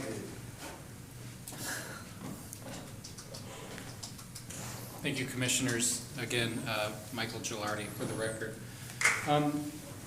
Yeah, I mean, this is sounding very positive to me. Let me just explain my reasoning a little bit, because, and I think this gets to what Commissioner Willis has been saying, is that the staff's condition 3, you know, the applicant shall provide a detailed site plan for review of development standards. I asked Ms. King, what do you mean by development standards? What are the specific standards that you want us to show compliance with? And she Sounds said, like we nailed it down. and she though, said right? parking. Yeah. Right, so what I did was I picked out the specific development standards and I added conditions to make sure that we would meet those standards, like parking space. So that was the intent. Great. Okay. It sounds like we got it sorted out. Are you My- okay? Okay. My one concern about the site plan, if you look at this, and, you know, we're We happy did to. look at it. We're happy to provide a more clear site plan. Most of what's on the site plan are farm uses, right? The only thing that's on there that's, you know, a structure that's associated with the program that's not purely farm use is that workshop building, which has now been built, and we can certainly confirm the location. But greenhouses, a garden, you know, the areas that are down Clover and are labeled, those, that's all farming. Michael, just blow it up, just make it happen. Yeah, I just Right? don't want to be, Okay. I don't want to limit their farming, right? To have someone We're come not back and say, asking it for says that. Clover, gonna now happen. you're growing wheat. We You don't, can't grow wheat. we don't care about that. We All right, care about okay. the site plan that you're asking for in this permit to be specific, so in the event that they get outside of these bumpers that we're talking about, we can reel them back in or pull it back. Yep. Period. Okay, Got it. okay, thank you. So, All right. Let's okay, go. so what is our Yeah, I think it's process? number 4. I think we have just move on, close the public hearing, and approve the application or approve a modified proposal. Yeah, we're gonna, With the conditions outlined today. Yes. Yeah. Try that motion. Me? Let's see, whose turn is it? Me? It's Columns. Oh, good. Yes, You want me I to do it? love that Okay. it's you. Mr. Chair, I move that we close the public hearing and approve the request with the conditions as modified by Brandon And Lindsay. and Lindsay in our discussion today. And, yeah, I second the motion. that includes the site plan and all those things, right? Yes. Okay. We have a motion and a second. Any further discussion? Wow. Okay. All those in favor signify by saying aye. Aye.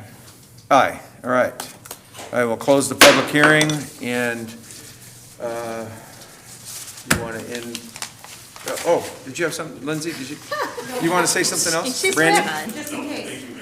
Oh, thank you. No. Okay, thank you for Thank your work. Thank you, everybody, for appreciate being it. here. I took it all day. I like it. And let's get those future farmers of America educated, huh? Right, okay. Thank you. All right. Thank you, Lindsay, for your work on this. Brandon, welcome back. Michael, Mr. Jones, the Kays, Mr. Carl, thank you all for being here today. And your continued work to keep Marion County a great place. Thank you. Thank you. All right. Who's going to read this calendar today? I can. All right. I'll do it, I'm faster. Yeah, Mr. Jones, thank you. We got some work to do still. Nice to meet you.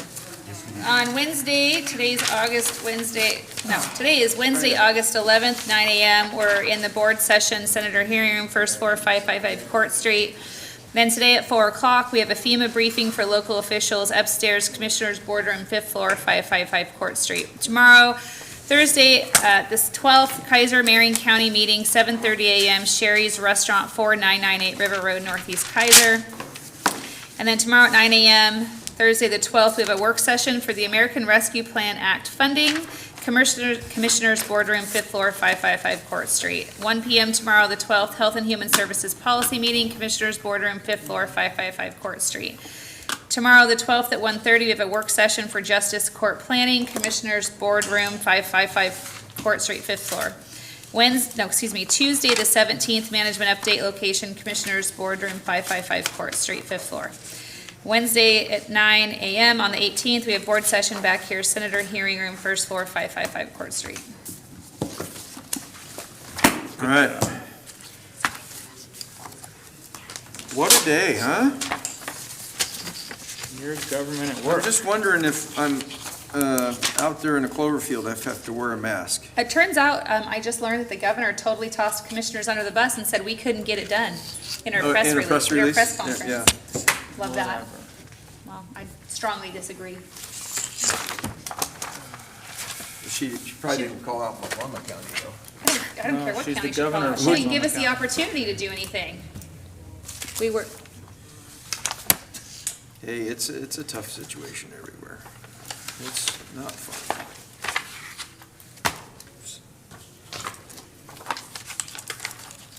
Bill, you're still here. I guess we're still in the record, so, yeah, do we want to close the meeting? yeah, we'll close our board session. Thanks, Ron.